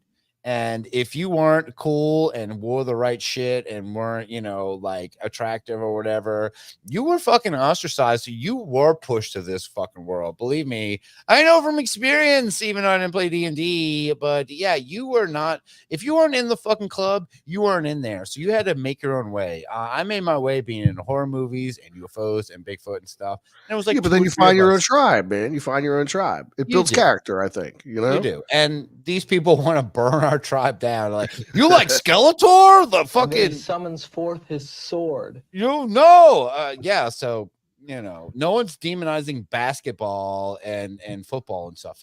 No, it's just the stuff the nerds are into. I don't know. A lot of those guys get involved in some criminal activities, domestic disputes, and all kinds of crazy stuff. You heard about this guy named OJ? Anyway. Once we lost Tonio, our son. He became rebellious, disrespectful, lethargic. He made glaring faces at us and carried with him a very hostile spirit that could be felt wherever he went in the house. After much sorrow, Tonio finally let go of D&D only after his father forbid the game as his day's pastime. He couldn't make it his day's pastime. She said he had put aside all studies for this game. Now, I want to say that the reason the danger comes into this is that not only is it a game now, but the cartoons, which the children even identify more strongly with, are now coming up with D&D cartoons of the occult. Let's see another segment of a D&D cartoon where there's blatant occultism and witchcraft. Here's the cartoon. Before we jump into this, have either of you guys seen that modern Dungeons and Dragons movie that came out? What was it, a couple years ago at this point? The one with Chris Pine? Yeah, it was all right. I started watching it, but I never finished it. I never seen it. I don't know if anyone in the chat got to see it. Sort It actually looked entertaining. It looked like fun. It kind of completely went off my radar after it came out until I'm watching this now. I'm thinking about it. I'm going, that actually looked like something I wanted to watch. It could have been more demonic, but it was all right. It's just super fun. It looked super fun. It looked, even the trailers look fun. And like I said, I never played D&D. I probably would have if that's what my friend group was into. We were more into like comic books and stuff.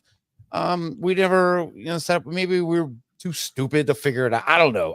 I just never got into it. I did like the cartoon though. I liked this cartoon as a kid. It was really, really cool. Me too. Yeah. Let's see how wrong I was for being a fan, because obviously it must be the most demonic thing ever. It is on here. And Chris, I don't think we're getting to the Star Wars stuff tonight. We will do this another. I know we're about to hit 3 hours. We will stop at the 3-hour mark. We'll stop at this part. God damn it! I want to talk about Obi. God damn it! And Yoda. God damn. It is not What about this guy?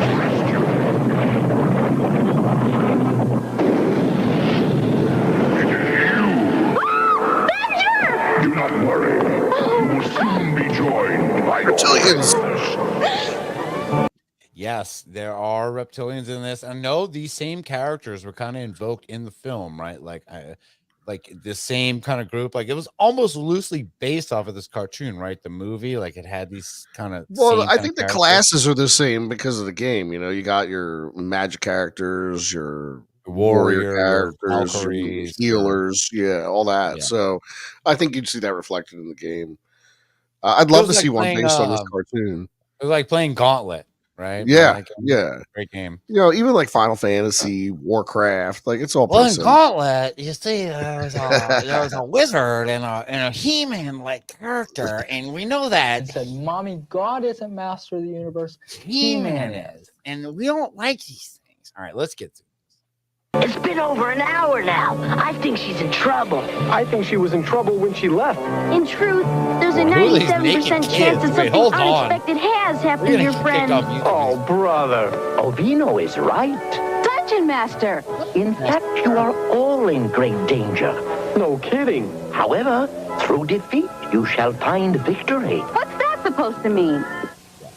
Well, we're seeing here, Phil, all kinds of demonic creatures. Anything else you want to say about Dungeons and Dragons? Well, the fact is that this toy and cartoon series is bringing the occult to younger and younger children in a very real way.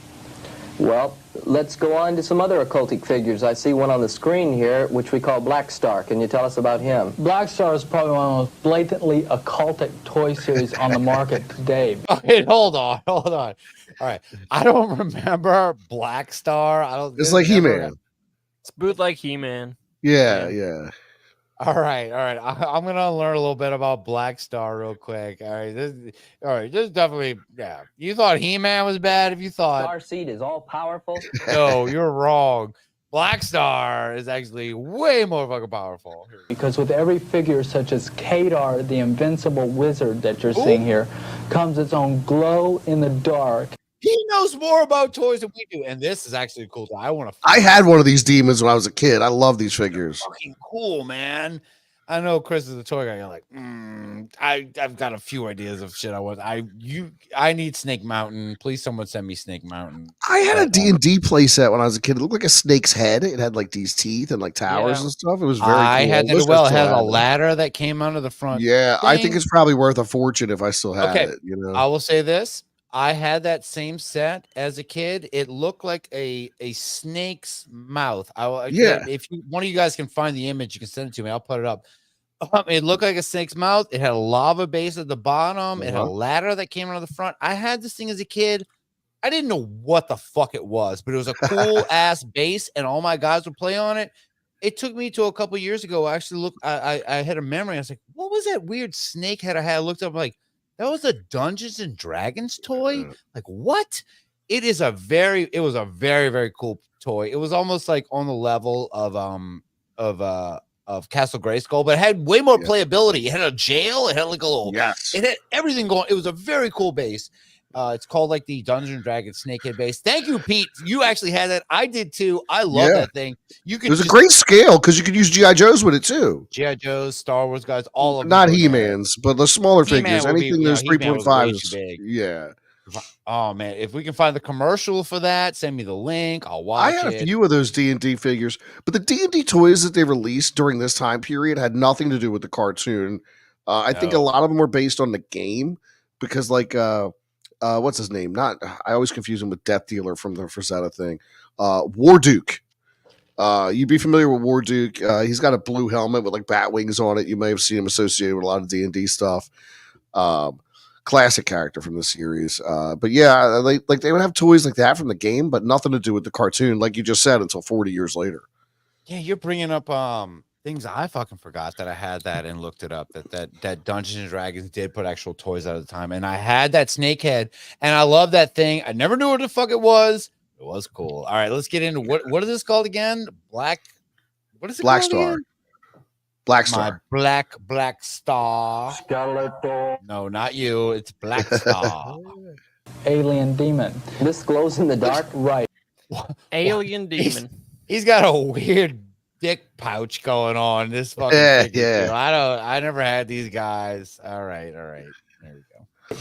Now the average child will own $72 worth of any toy series they get involved with. It's time to statue again. No. God damn it. I did it again. I'm trying to pause it.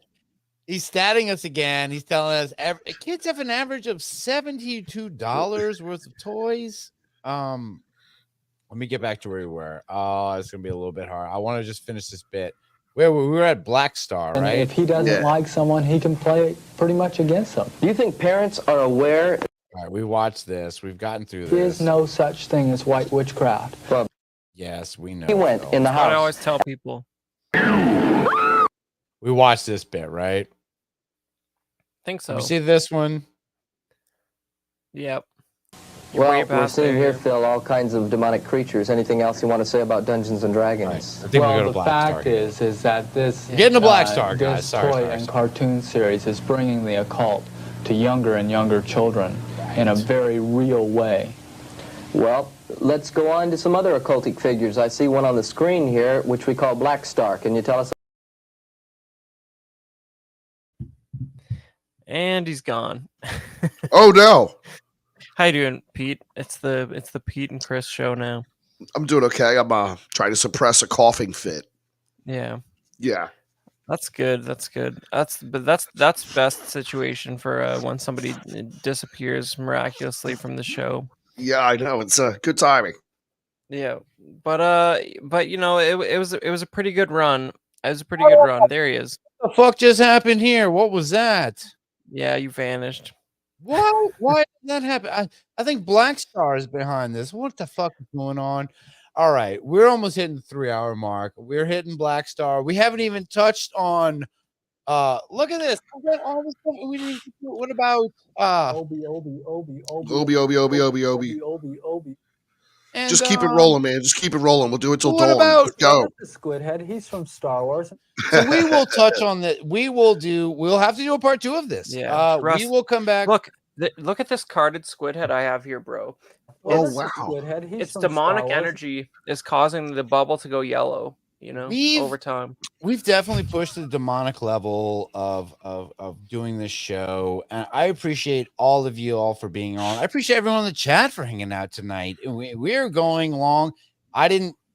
I should have known that an hour and a half of demonic stuff would take us 6 hours to get through. We're hitting 3 hours now, and of course, Satan is Lord. Satan It's is dense content. Yeah. and of course, this little guy's here too. Oh, baby So Yodes. I want to thank everyone for hanging out tonight. Wow, fun night. Thank you so much, Chris. Thank you so much, Pete. Of course, I will go follow Dark Sayings on YouTube. That is Pete's channel. Be sure and go check out Dark Sayings. Great channel. You want to be there. And Chris, I don't know. I'll plug, of course, Knights of Vader podcast, which I do occasionally with you. Do you have anything else you would like to plug before we go? Yeah, I mean, like, we still, our most recent Knights of Vader episode is the one where Russ and I and the rest of the guys got to talk to Roger Christian, who was the second unit director of the Phantom Menace and a bunch of other roles on the original trilogy. That was a good time. And I've been doing some streams on another channel called Collecting Weekly, and I'm doing something on there every Thursdays usually. All right, Collecting well, Weekly. Go check out Collecting Weekly, and yeah, check out the Knights of Vader show. We interviewed Roger Christensen, the guy who literally made the first lightsabers and blasters and all the stuff from Star Wars. This is great stuff. Pete, thanks so much for being here. Chris, thanks so much for being here. We have unfinished business. I thought we'd fucking finish this tonight. We have not. We will be back. There will be a part 2 of this. We haven't even talked about Star Wars. Thank you, everyone. Thanks for the super chats. Thanks to everyone for hanging out. I appreciate it. I know you've got a lot going on. No Hackamania is going on. All kind of bullshit's going on. Anyway, thanks for hanging out. Have a good weekend, everybody. Unbelievers will be back soon. We were going to record an episode this weekend, but Rob is at Contact in the Desert, which is the big UFO collective thing that's going on. We'll get a report from Rob Oakey. He met Travis Walton. He met Whitley Strieber. He's got their autographs. Rob is killing it with all them out there, having fun. Thank you, everyone, for hanging out. And that's it. And I'll play some song and we'll get out of here. Thank you so much. And it's your boy. I'm out. Deuces. And here we go. Can y'all hear this? This music play? Sometimes it's weird. And thank you, Eagle's Nest. Good night, everybody. That threw me away. Prison and refusing to pray. But still, I'm grateful for the things that I learned and I learned.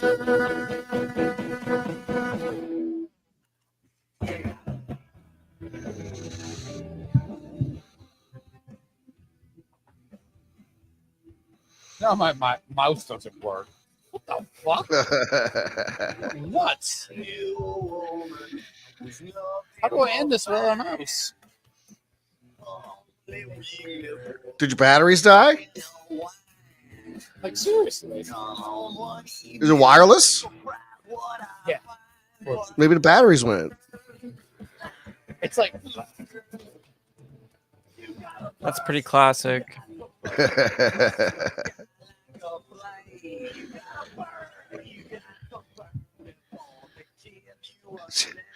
The demonic toys won't let you end the stream, bro. That's it. You're stuck here. They want you to finish what you started. Order a pizza. We're going till dawn. I don't think I'll be able to stream. Mouse doesn't work. What the fuck? You can always snuff the PC, Russ. Yeah, pull the plug. Yank it out of the wall. See what happens. Get out of here. This might go all night. I'm telling you, it's the batteries in the mouse. You're at the fucking window. Chris, you gotta help me.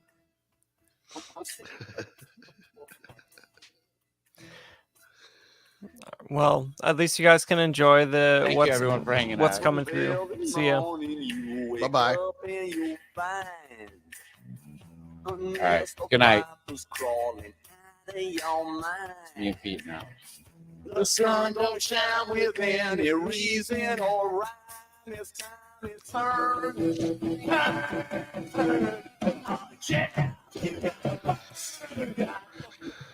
Well, since we're stuck, I'll tell you a story real quick. So once upon a time, I had this pipe. I used to work in a head shop like before my kids were born, and I bought this pipe on the way out of the job. It was a 13-inch glass Gandalf. This is a big thing. And one time I'm home alone, kind of puffing away on it, and I get really lightheaded.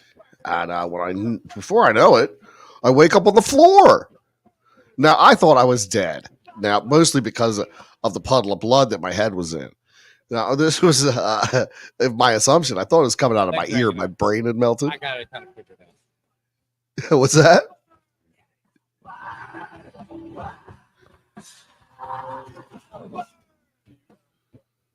Hello?